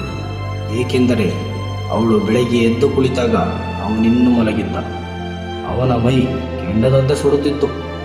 ಹೊದಿಕೆಯು ಇಲ್ಲದ ಹಾಗೆ ಮಲಗಿದವನ ಅಂಗಾಲುಗಳಲ್ಲಿ ಸಣ್ಣಗೆ ಬೆಬ್ಬೆಗಳಿದ್ದಿದ್ದವು. ಅವನಿಗೆ ಗೊತ್ತಾಗದ ಹಾಗೆ ಹಣೆಯನ್ನೊಮ್ಮೆ ಮುಟ್ಟಿ ನೋಡಿದ್ದಳು. ಬೊಬ್ಬಿರಿದ ಪಾದಗಳನ್ನು ತಣ್ಣೀರಿನ ಬಟ್ಟೆಯಿಂದ ಮೃದುವಾಗಿ ಒರೆಸಿದ್ದಳು. ಅಲ್ಲೇ ಇದ್ದ ಕರ್ಚೀಫೊಂದನ್ನು ತಣ್ಣೀರಿನಲ್ಲಿ ತೋಯಿಸಿ ಅವನ ಹಣೆಯ ಮೇಲೆ ಪಟ್ಟಿ ಹಾಕೋಣವೆಂದು ಪ್ರಯತ್ನಿಸುವಷ್ಟರಲ್ಲೇ ಹಿಮವಂತ್ ಎದ್ದು ಕುಳಿತಿದ್ದ. ಸ್ವಲ್ಪ ಹೊತ್ತು ಏನನ್ನೂ ಮಾತನಾಡಲಿಲ್ಲ. ಪದ್ಮಾಸನದಲ್ಲಿದ್ದವನು ಏನನ್ನು ಧ್ಯಾನಿಸುವಂತೆ ಕಣ್ಣು ಮುಚ್ಚಿ ಕುಳಿತಿದ್ದ. ಅದು ಧ್ಯಾನವಲ್ಲ, ಚನ್ನರಾಯಪಟ್ಟಣದಿಂದ ಹೊರಟಾಗಿನಿಂದ ನೋಡುತ್ತಲೇ ಇದ್ದಾಳಲ್ಲ. ಬೆಳಗ್ಗೆ ಎದ್ದ ಕೂಡಲೇ ಅವತ್ತು ಮಾಡಿ ಮುಗಿಸಬೇಕಾದ ಕೆಲಸಗಳನ್ನೆಲ್ಲ ಒಮ್ಮೆ ನೆನಪು ಮಾಡಿಕೊಳ್ಳುತ್ತಾನೆ ಮತ್ತು ಸಾಯಂಕಾಲದ ಹೊತ್ತಿಗೆ ಮಾಡಿ ಮುಗಿಸುತ್ತಾನೆ. ಅದು ಹಿಮವಂತನ ರೂಢಿಯಲ್ಲ, ಬೆಳೆಸಿಕೊಂಡು ಬಂದ ಹಠ. ಹಠವಿಲ್ಲದಿದ್ದರೆ ಅಸಲು ಬೇಯುತ್ತಲೇ ಇರಲಿಲ್ಲವೇನೋ. ಚನ್ನರಾಯಪಟ್ಟಣದ ಬಳಿಯ ಬಿಳಿ ಶಾಲೆಯಲ್ಲಿ ಊರ ಮೇಷ್ಟ್ರು ನರಸಿಂಹಯ್ಯನವರನ್ನ ಮುಟ್ಟಕೂಡದು ಎಂಬಲ್ಲಿಂದಲೇ ಶುರುವಾಗಿತ್ತು ಹಿಮವಂತನ ಹಠ. ಎಷ್ಟಿದ್ದವು ಮಹಾ, ಅವನಿಗಾಗ 7ನೇ ಕ್ಲಾಸು. ಕೈಯಲ್ಲೊಂದು ಮುದುರಿದ ಕೊಡೆ ಹಿಡಿದು ತುಂಬ ಶುಭ್ರವಾದ ಪಂಚೆ, ತುಂಬುದೋಳಿನ ಬಿಳಿ ಶೆರೆಟು ಧರಿಸಿ ನರಸಿಂಹಯ್ಯನವರು ಶಾಲೆಯ ಕಡೆಗೆ ಬರುತ್ತಿದ್ದರೆ ಊರೆಂಬ ಊರೇ ಎದ್ದು ನಿಂತು ಗೌರವಿಸುತ್ತಿತ್ತು. ಅವರನ್ನು ಯಾರು ಏಕವಚನದಲ್ಲಿ ಮಾತನಾಡಿಸಿದ್ದಿಲ್ಲ, ಆದರೆ ಅವರನ್ನು ಯಾರು ಮುಟ್ಟುತ್ತಲೂ ಇರಲಿಲ್ಲ. ತನ್ನ ಚಿಕ್ಕದ್ದೇ ತಾನೇ ಏನು. ಶಾಲೆ ಮುಗಿಸಿ ಮನೆಗೆ ಹೋದ ತಕ್ಷಣ ಅಂಗಳದಲ್ಲೇ ಅಂಗಿ ಚಡ್ಡಿ ಬಿಚ್ಚಿಸಿ ನೆತ್ತಿಗೆ ನೀರು ಒಯ್ದು ಶಾಸ್ತ್ರ ಮಾಡಿಯೇ ತನ್ನನ್ನು ಒಳಕ್ಕೆ ಬಿಟ್ಟುಕೊಳ್ಳುತ್ತಿದ್ದಳು. ಆದರೆ ನರಸಿಂಹಯ್ಯನವರಂತಹ ಮೇಷ್ಟ್ರು ಕಣ್ಣಲ್ಲೂ ನೀರಿನ ಕಟ್ಟೆ ಒಡೆಯುತ್ತದೆ ಎಂಬುದು ಕರಾರುವಕ್ಕಾಗಿ ಅರ್ಥವಾಗಲಿಕ್ಕೆ ಅವರೇ ಬರಬೇಕಾಗಿತ್ತು. ಶಿವಶಂಕರಯ್ಯನವರು ನಾಳೆ ಶಾಲೆಗೆ ಇನ್ಸ್ಪೆಕ್ಟರ್ ಬರ್ತಾರೆ ಎಂಬುದೊಂದು ದೊಡ್ಡ ಸುದ್ದಿ. ಉರಿ ಮಧ್ಯಾಹ್ನದ ಹೊತ್ತಿಗೆ ಮೋಟಾರು ಸೈಕಲಿನ ಮೇಲೆ ಬಂದಿದ್ದರು ಶಿವಶಂಕರಯ್ಯ. ಗಲೀಜು ಪ್ಯಾಂಟು, ಉದುರಿ ಬಿದ್ದ ಅಂಗಿ, ಹಣೆಯಲ್ಲಿ ಮಾತ್ರ ದಾಳ ವಿಭೂತಿ. ಆತನ ಮುಖದಲ್ಲಿ ಏನು ತಿರಸ್ಕಾರ, ಯಾರೋ ಮೇಲೆ ಅಸಹನೆ. ಶಾಲೆಯೊಳಕ್ಕೆ ಕಾಲಿಟ್ಟ ಮರುಕ್ಷಣವೇ ನೀನೇನಾ ಒಲೆರ ನರಸಿಂಹಯ್ಯ ಅಂದರೆ ಮುಖಕ್ಕೆ ರಾಚಿದಂತೆ ಕೇಳಿದ್ದರು ಆತ. ನರಸಿಂಹಯ್ಯನವರ ಕಣ್ಣು ಸುಳ್ಳೆಂದಿದ್ದವು. ಯಾರಿಗೂ ಕಾಣದಂತೆ ಮೂಲೆಯಲ್ಲೇ ಕಣ್ಣೀರು ಕೆಡವಿಕೊಂಡು ನನ್ನ ಕಡೆಗೆ ತಿರುಗಿ ನೋಡಿ, ಅದ್ದೇ ಹೇಳು ಮಗ ಎಂದಿದ್ದರು. ಜಾತಿಹೀನ ನಮನೆಯ ಜ್ಯೋತ್ಯಾತೀತಹೀನವೇ? ಎದೆಯ ಮೇಲೆ ಕೈ ಕಟ್ಟಿಕೊಂಡು ನಿಧಾರಾಗಿ ಎದ್ದು ನಿಂತು ದೊಡ್ಡ ದನಿಯಲ್ಲಿ ಸ್ಫೋಟವಾಗಿ ಏಳತೊಡಗಿದವನಿಗೆ ಅದೇಕೋ ಅಳು ಬಂದು ಬಿಟ್ಟಿತು. ಸಾಯಂಕಾಲ ಶಾಲೆಯ ಹಿಂದಿನ ಮಾವಿನ ತೊಪ್ಪಿನಲ್ಲಿ ಬಾಯಿಗೆ ಒಳ್ಳೆ ಅಡ್ಡವಿಟ್ಟುಕೊಂಡು ಒಬ್ಬರೇ ಬಿಕ್ಕುತ್ತ ನಿಂತಿದ್ದ ನರಸಿಂಹಯ್ಯ ಮೇಷ್ಟ್ರನ್ನ ಅವರು ತನ್ನ ಮೇಷ್ಟ್ರು ಎಂಬುದನ್ನು ಮರೆತು ಓಡಿ ಹೋಗಿ ತಬ್ಬಿಕೊಂಡಿದ್ದ ಹಿಮವಂತ. ಇಬ್ಬರು ತುಂಬಾ ಹೊತ್ತು ದುಕ್ಕಳಿಸಿ ಹತ್ತಿದ್ದರು. ಮೊಟ್ಟ ಮೊದಲ ಬಾರಿಗೆ ಹಿಮವಂತ್ ನಿರ್ಧರಿಸಿದ್ದ, ಈ ಜಗತ್ತಿನಲ್ಲಿ ಮುಟ್ಟಬಾರದವರು ಯಾರೂ ಇಲ್ಲ. ಆದರೆ ಸ್ಪರ್ಶದ ಸಂಗತಿ ಹಾಗಲ್ಲ. ಮುಟ್ಟುವುದಕ್ಕೂ ಸ್ಪರ್ಶಕ್ಕೂ ಸಂಬಂಧವೇ ಇಲ್ಲ. ಸ್ಪರ್ಶವೆಂಬುದು ಗಂಡು ಹೆಣ್ಣಿಗೆ ಸಂಬಂಧಿಸಿದ್ದು. ಈ ತನಕ ಹಿಮವಂತ್ ಎಲ್ಲರನ್ನೂ ಮುಟ್ಟಿದ್ದಾನೆ, ಆದರೆ ಯಾರನ್ನು ಕೂಡ ಸ್ಪರ್ಶಿಸಿಲ್ಲ. ಅದನ್ನು ಹೇಳಿಕೊಟ್ಟವರು ಅವರೇ ನರಸಿಂಹಯ್ಯ. ಮುಟ್ಟೋದು ಮುಟ್ಟಿಸಿಕೊಳ್ಳೋದು ಸಮಾಜಕ್ಕೆ ಸಂಬಂಧಿಸಿದ್ದು ಮಗ. ಸ್ಪರ್ಶಿಸೋದು ಅಂತೀವಲ್ಲ, ಅದು ದೇಹಕ್ಕೆ ಸಂಬಂಧಿಸಿದ್ದು. ತಾಕೋದು ಅಂತೀವಿ ನೋಡು, ಅದು ಆತ್ಮಕ್ಕೆ ಸಂಬಂಧಿಸಿದ್ದು. ಅಷ್ಟು ವಿವರವಾಗಿ ಮಾತನಾಡಿದ್ದೇ ಅಪರೂಪ. ಅವತ್ತು ಹಿಮವಂತನಿಗೆ 18 ತುಂಬಿತ್ತು. ಅದಕ್ಕೆ ಮುಂಚೆ ಅವರು ದೇಹದ ಬಗ್ಗೆ ಯಾವತ್ತೂ ಕೂಡ ಮಾತನಾಡಿದವರಲ್ಲ.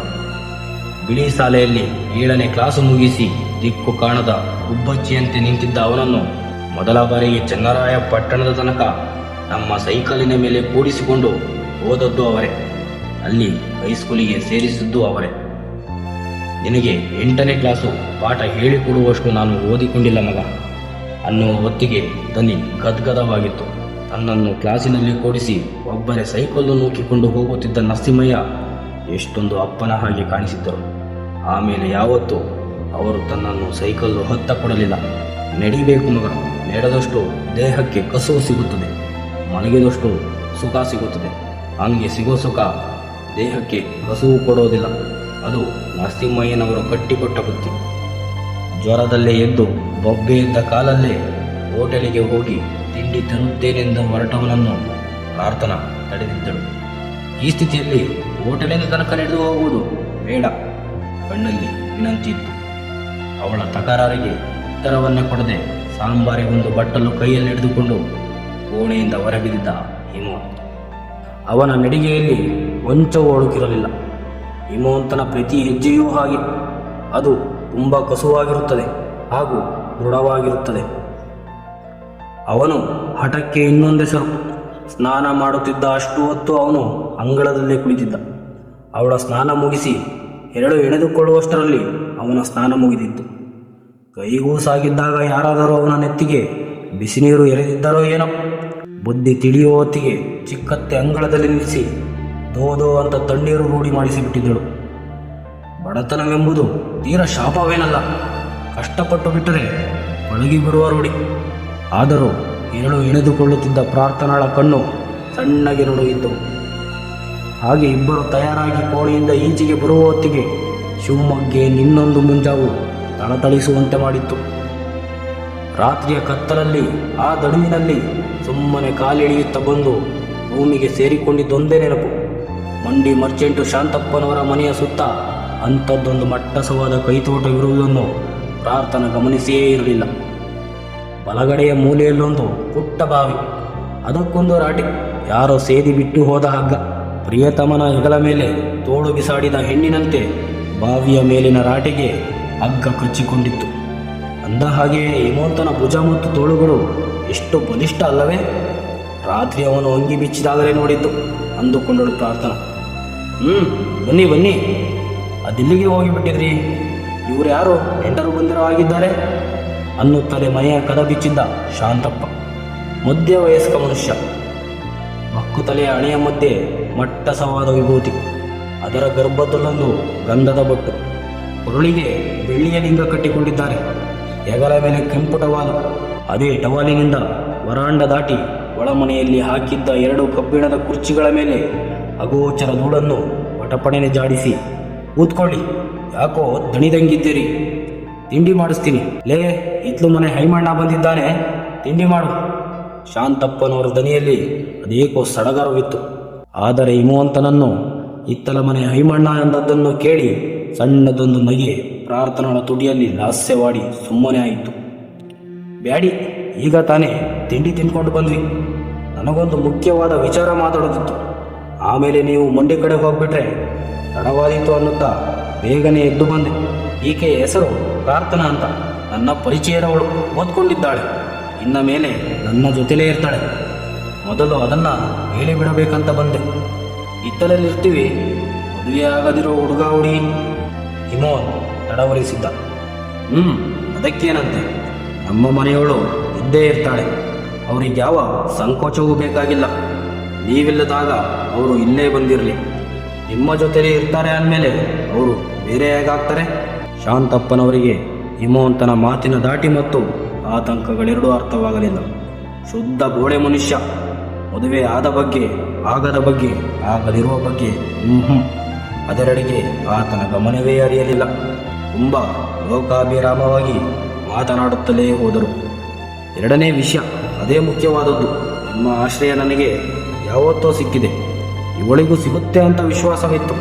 ನಂದಕ್ಕನನ್ನು ಒಂದು ಸಲ ಪರಿಚಯ ಮಾಡಿಕೊಟ್ಟು ಬಿಟ್ಟರೆ ಅವರಿಬ್ಬರು ಜೊತೆಯಾಗಿದ್ದು ಬಿಡ್ತಾರೆ. ಆದರೆ ಶಾಂತಪ್ಪನವರೇ, ನನಗೆ ದುಡ್ಡು ಬೇಕಾಗಬಹುದು, ತುಂಬಾ ಬೇಕಾಗಬಹುದು. ಪ್ರಾರ್ಥನಾ ಓದಬೇಕಂತಿದ್ದಾಳೆ, ತುಂಬ ದೊಡ್ಡ ಓದು. ಅವಳಿಗೆ ಡಾಕ್ಟರ್ ಆಗಬೇಕಂತೆ. ಅದಕ್ಕೆ ಎಷ್ಟು ಖರ್ಚಾಗುತ್ತೆ ಅಂತ ಕೂಡ ನನಗೆ ಗೊತ್ತಿಲ್ಲ. ನಿಮ್ಮನ್ನಲ್ಲದೆ ನಾನು ಯಾರನ್ನ ಕೇಳಲಿ? ಈ ಬಾರಿ ಹಿಮವಂತ್ ತಡವರಿಸಲಿಲ್ಲ. ಆದರೆ ಶಾಂತಪ್ಪ ಇದ್ದಕ್ಕಿದ್ದಂತೆ ಸುಮ್ಮನಾಗಿ ಹೋದರು. ಎಷ್ಟು ಹೊತ್ತಿನ ನಂತರ ಹೊರಟ ಡಾಕ್ಟ್ರು ಎಂಬ ಉದ್ಗಾರವೊಂದು ಅವರ ಮುಖದಲ್ಲಿ ಹಾಗೆಯೇ ಉಳಿಯಿತು. ಬಾಕಿ ವಿಷಯವನ್ನೆಲ್ಲ ಆಮೇಲೆ ಮಾತನಾಡಿಕೊಳ್ಳೋಣ. ಇವತ್ತು ನಾನು ದಾವಣಗೆರೆಗೆ ಹೋಗಿ ಬರ್ತೀನಿ. ಅದೇ ಪ್ರಯತ್ನಕ್ಕೆ ಇವಳಿಗೆ ಅಲ್ಲೊಂದು ಸೀಟು ಆಗಬೇಕು. ದುಡ್ಡಿನ ವಿಷಯ ನಿಮ್ಮ ಕಿವಿಯ ಮೇಲೆ ಬಿದ್ದಿರಲಿ ಅಂತ ಹೇಳಿದೆ ಅಷ್ಟೆ. ವಿವರವಾಗಿ ಇಬ್ಬರೇ ಕೂತು ಮಾತನಾಡೋಣ ಅಂದವನೇ ಒಳಮನೆಯಿಂದ ಬಂದ ನಂದಕ್ಕನ ಕಡೆಗೆ ತಿರುಗಿ ಎದ್ದು ನಿಂತು ಎರಡು ಕೈ ಜೋಡಿಸಿ ನಮಸ್ಕರಿಸಿದ್ದ. ಪ್ರಾರ್ಥನಾ ತೀರ ಹಳೆಯ ಪರಿಚಯವೇನೋ ಎಂಬಂತೆ ನೇರವಾಗಿ ಎದ್ದು ಹೋಗಿ ನಂದಕ್ಕನ ಎದುರಲ್ಲೇ ಕೈ ತಾಕುವಷ್ಟು ಹತ್ತಿರದಲ್ಲಿ ನಿಂತಳು. ಎಷ್ಟು ಚೆನ್ನಾಗೈತೆ ಹುಡುಗಿ, ಬಿಡೆಯ. ಮುಸುಕೆ ಇಲ್ಲದ ನಂದಕ್ಕನ ಬಾಯಿಯಿಂದ ಹೊರಟೇ ಬಿಟ್ಟಿತ್ತು ಮಾತು. ಚಿತ್ರದುರ್ಗದ ಕಡೆಯ ಹೆಣ್ಣು ಮಗಳು ನಂದಕ್ಕ. ಮಾತಿಗಿಂತ ಮನಸ್ಸು ನೇರ. ಆಕೆಯದ್ದು ಅಭೂತ ಕಣ್ಣು, ಮಟ್ಟಸವಾದ ಹಣೆ, ನಸುಗೆಂಪು ಬಣ್ಣವಾದರೂ ಮುಖದಲ್ಲಿ ಒಳಪಿದೆ. ನಂದಕ್ಕನ ದಿರಿಸು ಮಾತು ಅದರ ದಾಟಿ ನೋಡಿದ ಕೂಡಲೇ ಹೇಳಿಬಿಡಬಹುದು. ಚಿತ್ರದುರ್ಗದ ಲಿಂಗಾಯತ ಮನೆಯ ಹೆಣ್ಣು ಮಗಳು ಅಂತ. ಆಕೆ ಹಿಮವಂತನನ್ನು ಹಿತ್ಲ ಮನೆ ಹೈಮಣ್ಣ ಅಂತಾಳೆ ಎಂಬುದನ್ನು ತಮಾಷೆಯಾಗಿ ಗಮನಿಸಿದಳು ಪ್ರಾರ್ಥನಾ. ನಂದಕ್ಕ ಎರಡೂ ಮಾತಿಗೊಂದ್ಸಲ ಪ್ರಾರ್ಥನಳ ಚಲುವನ್ನು ಹೊಗಳುತ್ತಿದ್ದರೆ ಅಲ್ಲಿದ್ದ ಎಲ್ಲರಿಗೂ ಹಿತವಾದ ಮುಜುಗರವಾಗುತ್ತಿತ್ತು. ಇನ್ನು ನಂದಕ್ಕನ ಮುಂದೆ ದುಡ್ಡು ಕಾಸಿನ ವಿಷಯ ಮಾತನಾಡುವಂತಿಲ್ಲ ಎಂದು ಗಂಡಸರಿಬ್ಬರು ನಿರ್ಧರಿಸಿದ್ದಾಗಿದ್ದರಿಂದ ಪ್ರಾರ್ಥನೆ ಎಂಬ ಈ ಹುಡುಗಿ ಇನ್ನು ಮೇಲೆ ತನ್ನೊಂದಿಗೆ ಹಿತ್ತಲ ಮನೆಯಲ್ಲಿರ್ತಾಳೆ ಎಂಬ ಸಂಗತಿಯನ್ನು ನಂದಕ್ಕನಿಗೆ ಮನವರಿಕೆ ಮಾಡಿಕೊಟ್ಟು ಅಲ್ಲಿಂದ ಹೊರಟು ಬಿಟ್ಟಿದ್ದ ಹಿಮವಂತ. ತೀರ ಹೊಸ್ತಿಲು ದಾಟುವಾಗ ತಿರುಗಿ ನೋಡಿದರೆ ಡಾಕ್ಟ್ರು ಎಂಬ ಪ್ರಶ್ನೆ ಇನ್ನಾದರೂ ಶಾಂತಪ್ಪನವರ ಹಣೆಯ ಮೇಲೆ ಗೆರೆಯಾಗಿ ಕದಲುತ್ತಿದೆ ಅನಿಸಿತು. ನಿಮಗೆ ಶಿವಮೊಗ್ಗದ ಲೈಬ್ರರಿ ತೋರಿಸ್ತೀನಿ, ನಡೀತಾ ಹೋದರೆ ಸುಸ್ತು ಅಂತೀಯೇನೋ. ಆಟೋ ರಿಕ್ಷಕ್ಕೆ ತೀರ ಹತ್ರ, ನಿಧಾನವಾಗಿ ಆದರೂ ಸರಿ, ನಡೀತೀಯಾ? ಪ್ರಾರ್ಥನಳನ್ನು ಕೇಳಿದ್ದ. ಬಸ್ಸಿನಲ್ಲಿ ಕರೆದುಕೊಂಡು ಹೋಗ್ತೀನಿ ಅನ್ನೋದಾದರೆ ದಾವಣಗೆರೆ ತನಕ ನಾನು ಬರ್ತೀನಿ, ಮೇಲೆದುನೆಯಲ್ಲಿ ಪ್ರಪೋಸ್ ಮಾಡಿದ್ದಳು ಪ್ರಾರ್ಥನಾ. ಉಳಿದಿರೋದು ಬರೀ 110 ರೂಪಾಯಿ. ಚನ್ನರಾಯಪಟ್ಟಣದಿಂದ ಶಿವಮೊಗ್ಗ ತಲುಪುವ ಹೊತ್ತಿಗೆ ಇದ್ದ 180ರಲ್ಲಿ 60 ಮುಗಿದಿದ್ದವು. ಬೆಳಗಿನ ತಿಂಡಿಗೆ 10. ದಾವಣಗೆರೆಗೆ ಹೋಗಿ ಬರೋಕೆ ಇಬ್ಬರಿಗೆ ಎಷ್ಟು? ಬೇಡ, ನೀನು ಲೈಬ್ರರಿಯಲ್ಲಿ ಕೂತು ಓದ್ತಿರು, ರಾತ್ರಿ ಹೊತ್ತಿಗೆ ವಾಪಸ್ಸು ಬರ್ತೀನಿ ನಿರ್ಧಾರ ಒಂದಂತೆ ಹೇಳಿಬಿಟ್ಟ. ನಿಂಗೆ ಸೆಂಟ್ರಲ್ ಲೈಬ್ರರಿ ತೋರಿಸ್ತೀನಿ, ನಡೀತಾ ಹೋದರೆ ಸುಸ್ತು ಅಂತೀಯೇನು. ಆಟೋ ರಿಕ್ಷಕ್ಕೆ ತೀರ ಹತ್ತಿರ, ನಿಧಾನವಾಗಿ ಆದರೂ ಸರಿ, ನಡೀತೀಯಾ? ಪ್ರಾರ್ಥನನ್ನು ಕೇಳಿದ್ದ. ಬಸ್ಸಿನಲ್ಲಿ ಕರೆದುಕೊಂಡು ಹೋಗ್ತೀನಿ ಅನ್ನೋದಾದರೆ ದಾವಣಗೆರೆ ತನಕ ನಾನು ಬರ್ತೀನಿ, ಮೇಲು ಧ್ವನಿಯಲ್ಲಿ ಪ್ರಪೋಸ್ ಮಾಡಿದ್ದಳು ಪ್ರಾರ್ಥನಾ. ಉಳಿದಿರೋದು ಬರೀ 110 ರೂಪಾಯಿ. ಚನ್ನರಾಯಪಟ್ಟಣದಿಂದ ಶಿವಮೊಗ್ಗ ತಲುಪುವ ಹೊತ್ತಿಗೆ ಇದ್ದ 180ರಲ್ಲಿ 60 ಮುಗಿದಿದ್ದವು. ಬೆಳಗಿನ ತಿಂಡಿಗೆ 10. ದಾವಣಗೆರೆಗೆ ಹೋಗಿ ಬರೋಕೆ ಇಬ್ಬರಿಗೆ ಎಷ್ಟು? ಬೇಡ, ನೀನು ಲೈಬ್ರರಿಯಲ್ಲೇ ಕೂತು ಓದು, ರಾತ್ರಿ ಹೊತ್ತಿಗೆ ನಾನು ವಾಪಸ್ ಬರ್ತೀನಿ ನಿರ್ಧಾರವೆಂಬಂತೆ ಹೇಳಿಬಿಟ್ಟ. ಅದು ಹಿಮವಂತನ ಸ್ವಭಾವ. ವಿವರಣೆಗಳನ್ನೆಲ್ಲ ತನ್ನಲ್ಲಿಯೇ ಇಟ್ಟುಕೊಳ್ಳುತ್ತಾನೆ. ಎದುರಿನವರಿಗೇನಿದ್ದರೂ ನಿರ್ಣಯಗಳು ಮಾತ್ರ ರವಾನೆಯಾಗುತ್ತವೆ. ಅದು ಗೊತ್ತಿದ್ದರಿಂದಲೇ ಶಾಂತಪ್ಪ ಡಾಕ್ಟ್ರು ಎಂಬ ಪ್ರಶ್ನೆಯನ್ನು ಅಷ್ಟು ಹೊತ್ತಾದರೂ ಮುಖದ ಮೇಲೆ ಧರಿಸಿಕೊಂಡಿದ್ದದ್ದು. ಅವರಿಗೆ ಅದೂ ಕೂಡ ಗೊತ್ತು, ಹಿಮವಂತನ ನಿರ್ಣಯಗಳು ಎಂದಿಗೂ ಬದಲಾಗುವಂಥದ್ದಲ್ಲ. ಆಮೇಲೆ ಕೋರ್ಟಿನ ಸರ್ಕಲ್ಲು ದಾಟಿ DVS ಕಾಲೇಜಿನ ಪಕ್ಕದಲ್ಲಿ ಅದು ಪಾಲಿಟೆಕ್ನಿಕ್ನ ಮುಖ ನೋಡಿಕೊಂಡು ಆ ಸರ್ಕಲ್ಲಿಗೊಂದು ಚಿಕ್ಕ ಸುತ್ತು ಹೊಡೆದು ಇನ್ನೇನು ಸೆಂಟ್ರಲ್ ಲೈಬ್ರರಿ ಮೆಟ್ಟಲು ತುಳಿಯಬೇಕು. ಅಷ್ಟರಲ್ಲಿ ಪ್ರಾರ್ಥನಾ, ರಾತ್ರಿ ತಡ ಮಾಡಬೇಡಿ, ನನಗಿನ್ನೂ ಒಬ್ಬಳೇ ಇರೋದು ರೂಢಿಯಾಗಿಲ್ಲ ಅಂದುಬಿಟ್ಟಿದ್ದಳು. ಪ್ರಾರ್ಥನಾಡೆಡೆಗೆ ಹಿಮವಂತ್ ಅದೊಂದು ಅಪ್ಯಾಯಮನದ ನೋಟವನ್ನು ನೋಡಿದ್ದ. ಇನ್ನೊಂದಷ್ಟು ಹಣ ಜೇಬಿನಲ್ಲಿದ್ದರೆ ಪ್ರಾರ್ಥನಳನ್ನು ದಾವಣಗೆರೆಗೆ ಕರೆದೊಯ್ಯಬಹುದಾಗಿತ್ತು. ಮತ್ತಷ್ಟು ಹೊತ್ತು ಬಸ್ ಸ್ಟ್ಯಾಂಡಿನಲ್ಲಿ, ಬಸ್ಸಿನಲ್ಲಿ, ದಾವಣಗೆರೆಯಲ್ಲಿ ಜೊತೆಯಾಗಿರಬಹುದಾಗಿತ್ತು. ಅವಳು ಓದಿಕೊಳ್ಳಲಿ ಹಾಗಂತ ನಿರ್ಧರಿಸಿಬಿಟ್ಟ. ಅಲ್ಲದೆ ದಾವಣಗೆರೆಯಲ್ಲಿ ಅವನು ಹೋಗಲಿರುವ ಜಾಗ, ಅಲ್ಲಿಗೆ ಪ್ರಾರ್ಥನೆ ಬರುವಂತಿಲ್ಲ. ಅವಳೊಬ್ಬಳೇ ಅಲ್ಲ, ಕನಸು ಕಟ್ಟಿರುವ ಯಾವ ಹುಡುಗಿಯೂ ಕೂಡ ಬರಬಾರದ ಜಾಗವದು. ಅವನು ಅದೇ ಸ್ಥಿರವಾದ ಹೆಜ್ಜೆಗಳಲ್ಲಿ ಬಸ್ ಸ್ಟ್ಯಾಂಡಿಗೆ ನಡೆಯುವುದನ್ನೇ ಕಣ್ಮರೆಯಾಗುವ ತನಕ ನೋಡಿಕೊಂಡಿದ್ದಳು ಪ್ರಾರ್ಥನಾ. ತುಂಬ ದೂರದ ಊರೇನಲ್ಲ ದಾವಣಗೆರೆ. ಕಿಟಕಿಯ ಗಾಜಿಗೆ ತಲೆಯಾಣಿಸಿ ಒಂದರ್ಧ ನಿದ್ದೆ ತೆಗೆದುಬಿಟ್ಟರೆ ಒಂದೇ ಬಿಟ್ಟಿರುತ್ತದೆ. ಆದರೆ ಇವತ್ತು ಹಿಮವಂತನ ಕಣ್ಣು ತುಂಬ ಕನಸುಗಳಿವೆ, ನಿದ್ರೆ ಬರಲಾರದು. ಓಡುತ್ತಿರುವ ಬಸ್ಸಿನಲ್ಲೇ ಕುಳಿತು ಕಿಟಕಿಯ ಆಚೆಗಿನ ಬೋಡು ಹೊಲಗಳನ್ನು ನೋಡಿದ್ದ. ಇಲ್ಲಿಯ ಊರುಗಳು ದೂರ ದೂರ. ನಡೆಯುತ್ತಾ ಹೊರಟು ಬಿಟ್ಟರೆ ಯಮಹಿಂಸೆ. ಗುಕ್ಕು ನೀರು ಬೇಕಾದರೂ ಗಂಟೆಗಟ್ಟಲೆ ನಡೆಯಬೇಕು. ತನ್ನ ಸೀಮೆ ಹಾಗಲ್ಲ, ಊರಿಗೆ ಊರು, ಹಳ್ಳಿಗೆ ಹಳ್ಳಿ ಒಂದಕ್ಕೊಂದು ಕೈ ಹಿಡಿದುಕೊಂಡೇ ನಿಂತಿವೆ ಎಂಬಂತೆ ಭಾಸವಾಗುತ್ತದೆ. ಹತ್ತಿಹಳ್ಳಿ ದಾಟಿ ಬಿಟ್ಟರೆ ಅಗೋ ಅಲ್ಲಾಗಲೇ ಹೊಂಬಾಳೆ ಕೊಪ್ಪಲು. ಮುಂದೆ ಮಲ್ಲನಘಟ್ಟ ಇಡವೆ ಬಿಟ್ಟರೆ ಬೇಡಿಗನಹಳ್ಳಿ. ಚನ್ನರಾಯಪಟ್ಟಣಕ್ಕೆ ಹೊರಡಬೇಕು ಅಂತ ನಿಶ್ಚಯಿಸಿದರೆ ಸಾಕು, ಜಾವಕ್ಕೆ ಎದ್ದು ಹೊರಟು ಬಿಡುತ್ತಿದ್ದ. ದಾರಿ ಖರ್ಚಿಗೆ ಏನು ಬೇಕು? ಜೇಬಿನಲ್ಲೊಂದು ಬೆಲ್ಲದ ತುಂಡಿದ್ದರೆ ಸಾಕು, ಅದೇ ಮಹಾಪ್ರಸಾದ. ಯಾವ ಊರು ಪರಿಚಯವಿಲ್ಲ ತನಗೆ. ತುಂಡು ಬೆಲ್ಲವನ್ನು ಕಟ್ಟೆಯ ಮೇಲೆ ಕುಳಿತು ಇಷ್ಟಿಷ್ಟಾಗಿ ತಿಂದು ಸಾವುಕಾರ್ ಚೆನ್ನಯ್ಯನವರ ನಾಲೆಯಲ್ಲಿ ಬಗಸೆ ಅದ್ದಿ ಹೊಟ್ಟೆ ತುಂಬ ನೀರು ಕುಡಿದು ಬಿಟ್ಟರೆ ಸಾಕು, ಮತ್ತೆ ಗಾವುದ ನಡೆಯುವ ಹುಮ್ಮಸ್ಸು ಬಂದು ಬಿಡುತ್ತದೆ. ತೀರ ಹಸಿವೆನಿಸಿದರೆ ಜೋಗಿಪುರದಲ್ಲೋ ಶೆಟ್ಟಿಹಳ್ಳಿಯಲ್ಲೋ ಯಾರದ್ದಾದರೂ ತೋಟಕ್ಕೆ ನುಗ್ಗಿ ಒಂದು ತೆಂಗಿನಕಾಯಿ ಕೆಡವಿಕೊಂಡು ಎಳನೀರು ಕುಡಿಯುತ್ತಿದ್ದ. ಯಾರೂ ಬೇಡವೆನ್ನುತ್ತಿರಲಿಲ್ಲ. ಹಾಗೆ ನೋಡಿದರೆ ಅವನು ಚನ್ನರಾಯಪಟ್ಟಣಕ್ಕೆ ತೀರ ಹತ್ತಿರದವನೇನಲ್ಲ. ಹಿಮವಂತನ ತಂದೆ ಅಳಿಯಸಂದ್ರದವನಂತೆ. ಅಳಿಯಸಂದ್ರದ ಈರಣ್ಣಪ್ಪ ಅಂದರೆ ದೊಡ್ಡ ಹೆಸರು. ಹಠಕ್ಕೆ ಹುಟ್ಟಿದ ಮನುಷ್ಯ. ಆ ಕಾಲಕ್ಕೆ ಕುದುರೆ ಇಟ್ಟುಕೊಂಡಿದ್ದನಂತೆ.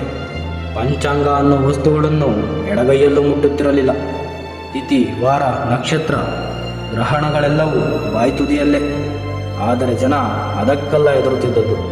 ಅಳಿಯಸಂದ್ರದ ಈರಣ್ಣಪ್ಪನಿಗೆ ಮಾಟ ಮಾಡೋಕ್ಕೆ ಬರುತ್ತಂತೆ. ಕೋರ್ಟಿನಲ್ಲಿ ತಾವೇ ವಾದ ಮಾಡಿಯಾದರೂ ಸರಿ, ಗೆದ್ದು ಬಿಡಬಹುದಾಗಿತ್ತು. ಆದರೆ ಆ ಯಪ್ಪನ್ನ ಎದುರು ಹಾಕೊಂಡು ಬದುಕಿದವರುಂಟೆ ಅನ್ನುತ್ತಿದ್ದರು ಜನ. ಹೆಂಗಸರ ತಂಟೆಗೆ ಹೋದವನಲ್ಲ. ಆದರೆ ಹಿಮವಂತನಿಗೆ ಚೆನ್ನಾಗಿ ಗೊತ್ತಿತ್ತು, ಆತ ತನ್ನ ತಾಯಿಯನ್ನು ಕೊಂದು ಬಿಟ್ಟಿದ್ದ. ನೇತು ಹಾಕಿದ್ದ ದೊಡ್ಡ ಲಾಂದ್ರ ತೆಗೆದುಕೊಂಡು ತಲೆಗೆ ಹೊಡೆದಿದ್ದನಂತೆ. 3ನೇ ಏಟಿಗೆ ಸತ್ತಿರಬೇಕು ಅನ್ನುತ್ತಿದ್ದಳು ಚಿಕ್ಕತ್ತೆ, ಅಪ್ಪನ ಕಾಸ ತಂಗಿ. ಕೊನೆಯವಳು ಹೆಂಡತಿ ಕೊಲೆಯಾದ ಮೇಲೆ ಶಾಶ್ವತವಾಗಿ ಅಳಿಯಸಂದ್ರದ ಮನೆ ಬಿಟ್ಟು ಚನ್ನರಾಯಪಟ್ಟಣದ ಆಚೆಗೆ ಕೈಮರವನ್ನು ದಾಟಿ ಕತ್ತರಿಘಟ್ಟದಲ್ಲಿ ಅದ್ಯಾರದ ತೋಟದ ಮನೆಯಲ್ಲಿ ಇದ್ದು ಬಿಟ್ಟನಂತೆ. ಬಹುಶಃ ಹಿಮವಂತನನ್ನು ಆತನೇ ಚಿಕ್ಕತ್ತೆಯ ಸುಪ್ಪರ್ತಿಗೆ ಕೊಟ್ಟು ಹೋಗಿರಬೇಕು. ಲಾಂಧ್ರದಿಂದ ಒಡೆಸಿಕೊಂಡು ಸತ್ತಾಗ ಅಮ್ಮ 7 ತಿಂಗಳ ಬಸುರಿಯಂತೆ. ತಾಯಿ ಮಗು ಇಬ್ಬರು ಸತ್ತಿದ್ದರು. ಅಮ್ಮನ ಹೊಟ್ಟೆಯಲ್ಲಿ ತಂಗಿ ಇದ್ದಾಳ ಗೊತ್ತಿಲ್ಲ. ಇದ್ದಿದ್ದರೆ ಈಗ ಪ್ರಾರ್ಥನಳಷ್ಟು ಇರುತ್ತಿದ್ದಳೇನೋ. ಇಬ್ಬರಿಗೂ ಒಳ್ಳೆ ಜೋಡಿಯಾಗುತ್ತಿತ್ತು. ಅತ್ತಿಗೆ ನಾದುನಿ. ಇಷ್ಟಕ್ಕೂ ತಾನು ಪ್ರಾರ್ಥನಳನ್ನು ಪ್ರೀತಿಸುತ್ತಿದ್ದೀನ.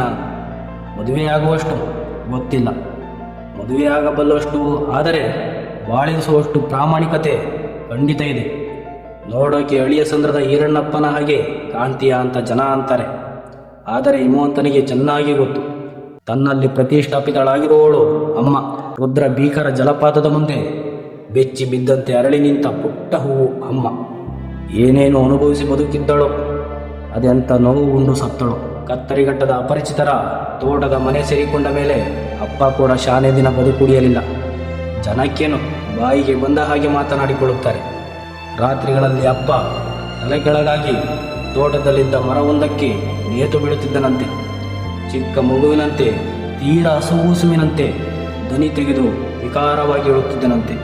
ಬೆಳಗ್ಗೆದ್ದರೆ ಮಾತ್ರ ಹಾಕಿದ ಪದ್ಮಾಸನ ಬಿಚ್ಚುತ್ತಿರಲಿಲ್ಲ.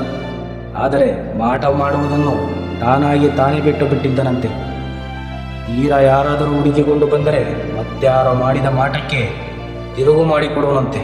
ಆತ ಬಳಸುತ್ತಿದ್ದ ತಾಳೆಗರಿಗಳೆಲ್ಲ ಇವತ್ತಿಗೂ ಚಿಕ್ಕತ್ತೆ ಮನೆಯಲ್ಲೇ ಇವೆ. ತಂದುಕೊಳ್ಳಲೇ ಅಂದುಕೊಳ್ಳುತ್ತಾನೆ ಹಿಮವಂತ್. ಏನು ಉಪಯೋಗ, ಅಳಿಯಸಂದ್ರದ ಈರಣ್ಣಪ್ಪನ ಮಗ ಮಾಟ ಕಲಿತವನೇ ಅಂತ ಮಾತನಾಡಿಕೊಳ್ಳುತ್ತಾರೆ ಜನ. ಅವರಿಗೆ ತನ್ನನ್ನು ಕಂಡ್ರೆ ಇವತ್ತಿಗೂ ವಿನಾಕಾರಣ ಅಂಜಿಕೆ. ಹಿಮವಂತನಾದರೂ ಹೆಚ್ಚಿಗೆ ಮಾತನಾಡುವವನಲ್ಲ. ಅವನ ಮೌನ ಮತ್ತೂ ಅಂಜಿಸುತ್ತದೆ. ತೋಟದಲ್ಲಿ ನಿಂತು ಎಳನೀರು ಕೇಳಿದರೆ ಒಂದಲ್ಲ 2 ಕೆಡವಿ ಕೊಡ್ತಾರೆ. ಬರ್ತೀರಿ ಸ್ವಾಮಿ ಅಂತಾರೆ. ತಾವೇ ಬಾಗಿಲಿನ ತನಕ ಬಂದು ಕಳಿಸಿಕೊಡ್ತಾರೆ. ಹಿಂದೆ ಅದೇನು ಮಾತನಾಡಿಕೊಳ್ತಾರೋ. ಅವರು ಅಪ್ಪನ ಬದುಕಿನ ಬರ್ಬರತೆ ನೋಡಿದ್ದಾರೆ. ಅದಕ್ಕಿಂತ ಬರ್ಬರವಾಗಿ ಆತ ಸತ್ತದ್ದನ್ನು ನೋಡಿದ್ದಾರೆ.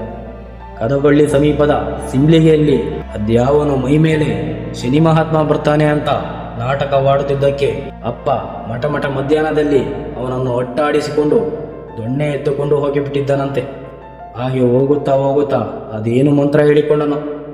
ಮುಂದೆ ಆ ಶನಿ ಮಹಾತ್ಮ ನಾಟಕದವನು ಸಿಂಬ್ಲಿಗೆಗೆ ಕಾಲಿಟ್ಟರೆ ಸಾಕು, ಗಾಳಿಯಲ್ಲಿ ಯಾವುದೋ ದೊಣ್ಣೆ ತೇಲಿ ತನ್ನನ್ನು ಒಟ್ಟಾಡಿಸಿಕೊಂಡು ಬಂದ ಹಾಗೆ ಆಗುತ್ತೆ ಅಂತ ಕಿರಿಚಿಕೊಳ್ತಿದ್ದಂತೆ.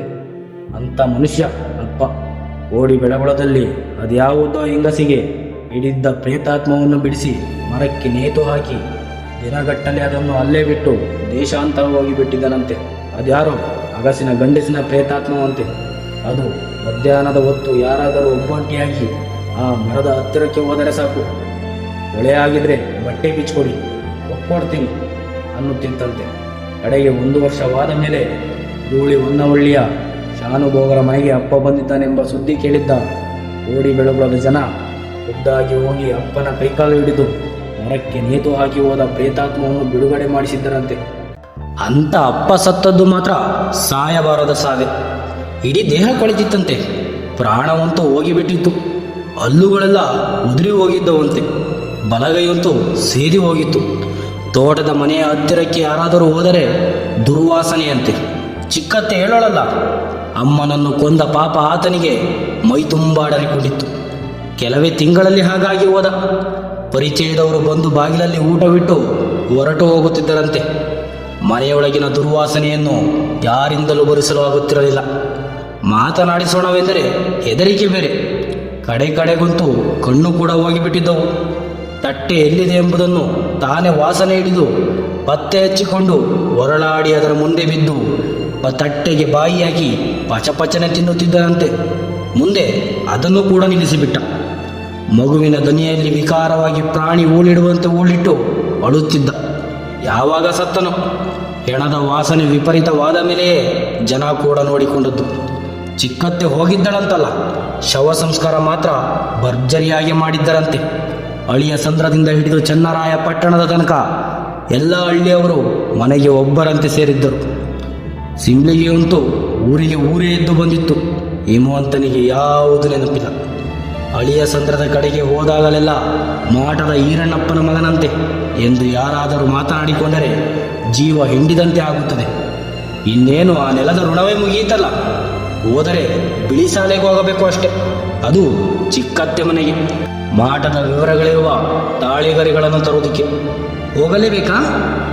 ಬಸ್ ಇಳಿಯುತ್ತ ತಲೆ ಕೊಡವಿಕೊಂಡಿದ್ದ ಹಿಮವಂತ್. ಶಿವಮೊಗ್ಗಗಿಂತ ದಾವಣಗೆರೆಯಲ್ಲಿ ಬಿಸಿಲು ಪ್ರಾಕಾರ ಅನಿಸಿತು. ಆಟೋದಲ್ಲಿ ಕುಳಿತು ಕಸೂತಿ ಕಾವೇರಮ್ಮನ ಮನೆಗೆ ಬಿಡಿ ಅಂತ ಹೇಳಿದರೆ ಸಾಕು, ಯಾರು ಬೇಕಾದರೂ ಆ ಮನೆಗೆ ಬಿಡುತ್ತಾರೆ. ಆದರೆ ಹಾಗಂತ ಹೇಳುವುದೇಗೆ? ಬೆಳಗ್ಗೆ ಇಡ್ಲಿ ತಿಂದವನು ಹೊಟ್ಟೆ ಹಸಿದಿದೆ ಅಂದುಕೊಂಡ. ದೋಸೆ ಹೋಟೆಲಿನಲ್ಲಿ ಕುಳಿತು 2 ಬೆಣ್ಣೆ ಮಸಾಲೆ ಅನ್ನಲು ಮುಂದಾದ. ಆ ಹೊತ್ತಿಗೆ ಪ್ರಾರ್ಥನಳ ನೆನಪಾಯಿತು. ಈ ಹೊತ್ತಿಗೆ ಅವಳಿಗೂ ಹಸಿವಾಗಿರುತ್ತದೆ ಮತ್ತು ಅವಳು ಏನನ್ನೂ ಉಂಡಿರಲಾರಳು ಅಂತ ನೆನಪಾಯಿತು. ಒಂದು ಕಾಫಿ ಅಂದವನು ಹೋಟೆಲಿನಿಂದ ಹೊರಬಿದ್ದಿದ್ದ. ಪ್ರಿನ್ಸ್ ಜಯಚಾಮರಾಜೇಂದ್ರ ಎಕ್ಸಿಬಿಷನ್ ಕಡೆಗೆ ನಡೆದೇ ಹೊರಟ. ಉರಿ ಬಿಸಿಲಿಗೆ ಮೈ ಬೇಯುತ್ತಾ ಇತ್ತು. ಇದು ಕಾವೇರಿ ಕೈಯಲ್ಲಾಗಬಲ್ಲಂತಹ ಕೆಲಸನ ಯೋಚಿಸಿದ್ದ. ಅದಕ್ಕಿಂತ ಮಿಗಿಲಾಗಿ ಈ ಕೆಲಸವನ್ನು ಕಾವೇರಿ ಕೈಯಿಂದ ಮಾಡಿಸುವುದು ಸರಿನಾ? ಪದೇ ಯೋಚಿಸಿದ. ಬೇರೆ ದಾರಿಯೇ ಕಾಣಲಿಲ್ಲ. ಪ್ರಾರ್ಥನಾ ಡಾಕ್ಟರ್ ಆಗಲೇಬೇಕು. ಇಲ್ಲದಿದ್ದರೆ 2ನೇ ಬಾರಿಗೆ ಕಾವೇರಿಯ ಮನೆಯ ಹೊಸ್ತಿಲು ತುಳಿಯುವ ಪಾಪಕ್ಕೆ ಆತ ಎಂದೂ ಸಿದ್ಧನಾಗುತ್ತಿರಲಿಲ್ಲ. ಅವಳ ಅಸ್ತಿತ್ವವೇ ತಮಗೊಂದು ಅಸಹ್ಯ. ಮುಖ ನೆನಪಾದರೆ ಹೆದರಿಕೆ. ಆತ್ಮವನ್ನು ಯಾವತ್ತೂ ಕೊಂದು ಹಾಕಿ ಕೇವಲ ದೇಹವನ್ನು ಉಳಿಸಿಕೊಂಡಿರುವ ಹೆಂಗಸದು. ಅದನ್ನೇ ಮಾರುತ್ತಾಳೆ, ಜೊತೆಗೆ ಮಾರಿಸುತ್ತಾಳೆ. ಶಿವಮೊಗ್ಗದಿಂದ ಬಂದಿದ್ದೀನಿ, ಬಿಳಿ ಶಾಲೆ ಹಿಮವಂತ ಹೇಳು. ಅವಳಿಗೆ ಗೊತ್ತಾಗುತ್ತೆ. ಕಾಲಿಂಗ್ ಬೆಲ್ ಅದಿಮಿದಾಗ ಈಚೆಗೆ ಬಂದ ಕನ್ನಡಕ ಮುಖದ ಮಧ್ಯವಯಸ್ಕ ಹೆಂಗಸಿಗೆ ಹಾಗಂತ ಹೇಳಿ ಬಾಗಿನಲ್ಲೇ ನಿಂತ ಹಿಮವಂತ. ಸುತ್ತಲೂ ಒಮ್ಮೆ ನೋಡಿದ. ಕಾಂಪೌಂಡು ಪುಟ್ಟದಾದರೂ ಬಲೆ ಮಟ್ಟಸವಾಗಿತ್ತು. ಚಿಕ್ಕ ಹೂಕುಂಡಗಳನ್ನು ಸಾಲು ಸಾಲಾಗಿ ಇರಿಸಲಾಗಿತ್ತು. ಎಳೆ ತೆಂಗಿನ ಮರವೊಂದು ಕಾಂಪೌಂಡಿನೊಳಗೆ ಒಟ್ಟಿ ವಕ್ರವಾಗಿ ಬೆಳೆದು ಆಚೆಗೆ ಚಾಚಿಕೊಂಡಿತ್ತು. ಬಾಗಿಲಿಗೆ ಕಸೂತಿ ಮಾಡಿದ ಗುಲಾಬಿ ಪರದೆ. ಮನೆಯ ಮೇಲೆ ಶಿವಕೃಪೆ ಅಂತ ಬರೆದಿತ್ತು. ಅದರ ಪಕ್ಕದಲ್ಲೇ 1982 ಅಂತ ಕೂಡ ಬರೆಯಲಾಗಿತ್ತು. ಮನೆಯೊಳಗೆ ದಿವ್ಯ ನಿಶಬ್ದ. ಬಾಗಿಲು ತೆಗೆದು ಹೊರಕ್ಕೆ ಇಣುಕಿದ ದೊಡ್ಡ ಕುಂಕುಮದ ಹೆಂಗಸನ್ನು ಬಿಟ್ಟರೆ ಈ ಮನೆಯಲ್ಲಿ ಬೇರೆ ಜೀವಿಗಳೇ ವಾಸಕ್ಕಿಲ್ಲವೇನೋ ಎನ್ನುವಂತಹ ಮೌನ. 2 ಅಂತಸ್ತಿನ ಕಟ್ಟಡವದು. ಮೌನವಾಗಿಯೂ ಇದೆ, ಆದರೆ ಬಿಕೋ ಅನ್ನುತ್ತಿಲ್ಲ. ಸಾಮಾನ್ಯವಾಗಿ ಗೃಹಸ್ಥರ ಮನೆಗಿರುವಂತಹ ಲವಲವಿಕೆ ಈ ಮನೆಗಿಲ್ಲ ಅಂದುಕೊಳ್ಳುತ್ತಿದ್ದಂತೆಯೇ ಇದ್ದಕ್ಕಿದ್ದಂತೆ ಆ 2 ಅಂತಸ್ತಿನ ಮನೆಯಲ್ಲೊಂದು ಕಲರವ ಶುರುವಾಗಿ ಹೋಗಿಬಿಟ್ಟಿತ್ತು. ಬಾಗ್ಲಲ್ಲೇ ನಿಲ್ಲಿಸಿದೆಯಲ್ಲೇ ಮೂದೇವಿ, ಗದರಿಸುತ್ತಲೇ ದಡದಡನೆ ಮೆಟ್ಟಿಳಿದು ಬಂದವಳು ಕಾವೇರಿ. ಹಿಮವಂತ ಸುಮ್ಮನೆ ಅವಳೆಡೆಗೆ ನೋಡಿದ. ಒಂದು ಪರಿಚಯದ ನಗೆ ಕೂಡ ಬೀರಲಿಲ್ಲ. ಆದರೆ ಕಾವೇರಿಯ ಕಣ್ಣುಗಳಲ್ಲಿ ಸಂತೋಷದ ಹೂಕೊಂಡ. ಅವಳ ಇಷ್ಟಗಳಾದ ಕುಂಕುಮದಲ್ಲಿ ಸಂಭ್ರಮ. ಕೈಯಲ್ಲಿ ಕಸೂತಿ ಸಾಮಗ್ರಿಗಳನ್ನು ಹಿಡಿದುಕೊಂಡೆ ಮೆಟ್ಟಿನಿದು ಬಂದವಳು ಇನ್ನಿಲ್ಲದ ಅಕ್ಕರೆ, ಗೌರವ ಮತ್ತು ಯಾವುದೋ ಅವ್ಯಕ್ತ ಭಯದಿಂದಲೇ ಒಳಮನೆಯೊಳಕ್ಕೆ ಕರೆದೊಯ್ದಿದ್ದಳು. ಸೋಫಾದ ತುಂಬ ಕಸೂತಿ ಹಾಕಿದ ಬಟ್ಟೆಯನ್ನು ಹಾಸಲಾಗಿತ್ತು. ಕಿಟಕಿಗಳಿಗೂ ಕಸೂತಿ ಹಾಕಿದ ಪರದೆಗಳೇ. ಅವಳು ಹುಟ್ಟ ಸೀರೆಯ ಮೇಲೂ ಕೂಡ ಕಸೂತಿಯ ನಕ್ಷತ್ರಗಳು. ಯಾರೋ ಹೆಸರನ್ನ ಸರಿಯಾಗಿಯೇ ಇಟ್ಟಿದ್ದಾರೆ ಅಂದುಕೊಂಡ ಹಿಮವಂತ. ಅವನನ್ನು ಸೋಫಾದ ಮೇಲೆ ಕೂಡಿಸಿ ಅವನೆದುರು ನೆಲದ ಮೇಲೆ ಕುಳಿತು ಬಿಟ್ಟಳು ಕಾವೇರಿ. ಹಿಮವಂತನ ಆಗಮನ ಅನಿರೀಕ್ಷಿತವಾಗಿತ್ತು. ಅವಳಿಗೆ ಮಾತೇ ಹೊರಡುತ್ತಿಲ್ಲ. ಅದಕ್ಕಿಂತ ಹೆಚ್ಚಾಗಿ ಏನು ಮಾತನಾಡಿದರೆ ಏನು ಎಡವಟ್ಟಾಗಿ ಬಿಡುತ್ತದೋ ಎಂಬಂತಹ ಆತಂಕ. ನಿನ್ನ ಹತ್ರ ಒಂದು ಕೆಲಸ ಆಗಬೇಕಿತ್ತು, ಅದಕ್ಕೆ ಬಂದೆ. ಹಿಮವಂತನ ಶಬ್ದವನ್ನು ಉದ್ಘಾಟಿಸಿದ. ಪುಣ್ಯನಂದು ಹೇಳಿ ಕಳಿಸಿದರೆ ಶಿವಮೊಗ್ಗಕ್ಕೆ ನಾನೇ ಬರ್ತಿದ್ದೆ ಅಂದವಳು ಕಾವೇರಿ. ಕೆಲಸವಿರೋದು ದಾವಣಗೆರೆಯಲ್ಲಿ. ನಿನ್ನ ಕೈಯಲ್ಲಿ ಆದರೆ ಮಾತ್ರ ಮಾಡು. ದುಡ್ಡು ದುಗ್ಗಾಣಿಗೆ ಹಿಂದೆ ಮುಂದೆ ನೋಡಬೇಕಾಗಿಲ್ಲ. ಪ್ರಾರ್ಥನೆಗಳಿಗೊಂದು ಮೆಡಿಕಲ್ ಸೀಟು ಬೇಕು. ಕಾಲೇಜು ನಡೆಸೋ ಮನುಷ್ಯ ನಿಂಗೆ ಗೊತ್ತಿರೋನು, ಅದಕ್ಕೆ ಬಂದೆ ಅಡೆತಡೆ ಇಲ್ಲದೆ ಹೇಳಿದ್ದ. ಪ್ರಾರ್ಥನಾ ಅಂದರೆ? ಕಾವೇರಿ ಗೊಂದಲಕ್ಕೆ ಬಿದ್ದಿದ್ದಳು. ನಾನು ಮದುವೆ ಆಗೋ ಹುಡುಗಿ ಹಾಗಂತೇನೋ ಹಿಮವಂತ ಹೇಳಿಬಿಟ್ಟ. ಆದರೆ ಪಶ್ಚಾತ್ತಾಪ ಪಡಬೇಕೆನಿಸಲಿಲ್ಲ.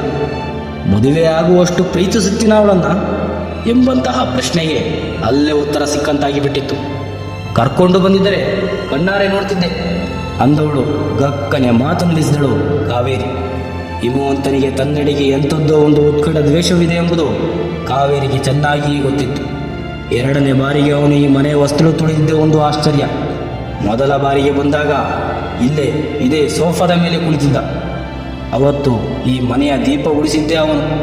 ಅವನ ಎರಡು ಪಾದಗಳ ಮೇಲೆ ಹಣೆ ಇರಿಸಿ ಗಳಗಳನೆ ಹತ್ತು ಬಿಟ್ಟಿದ್ದಳು ಕಾವೇರಿ.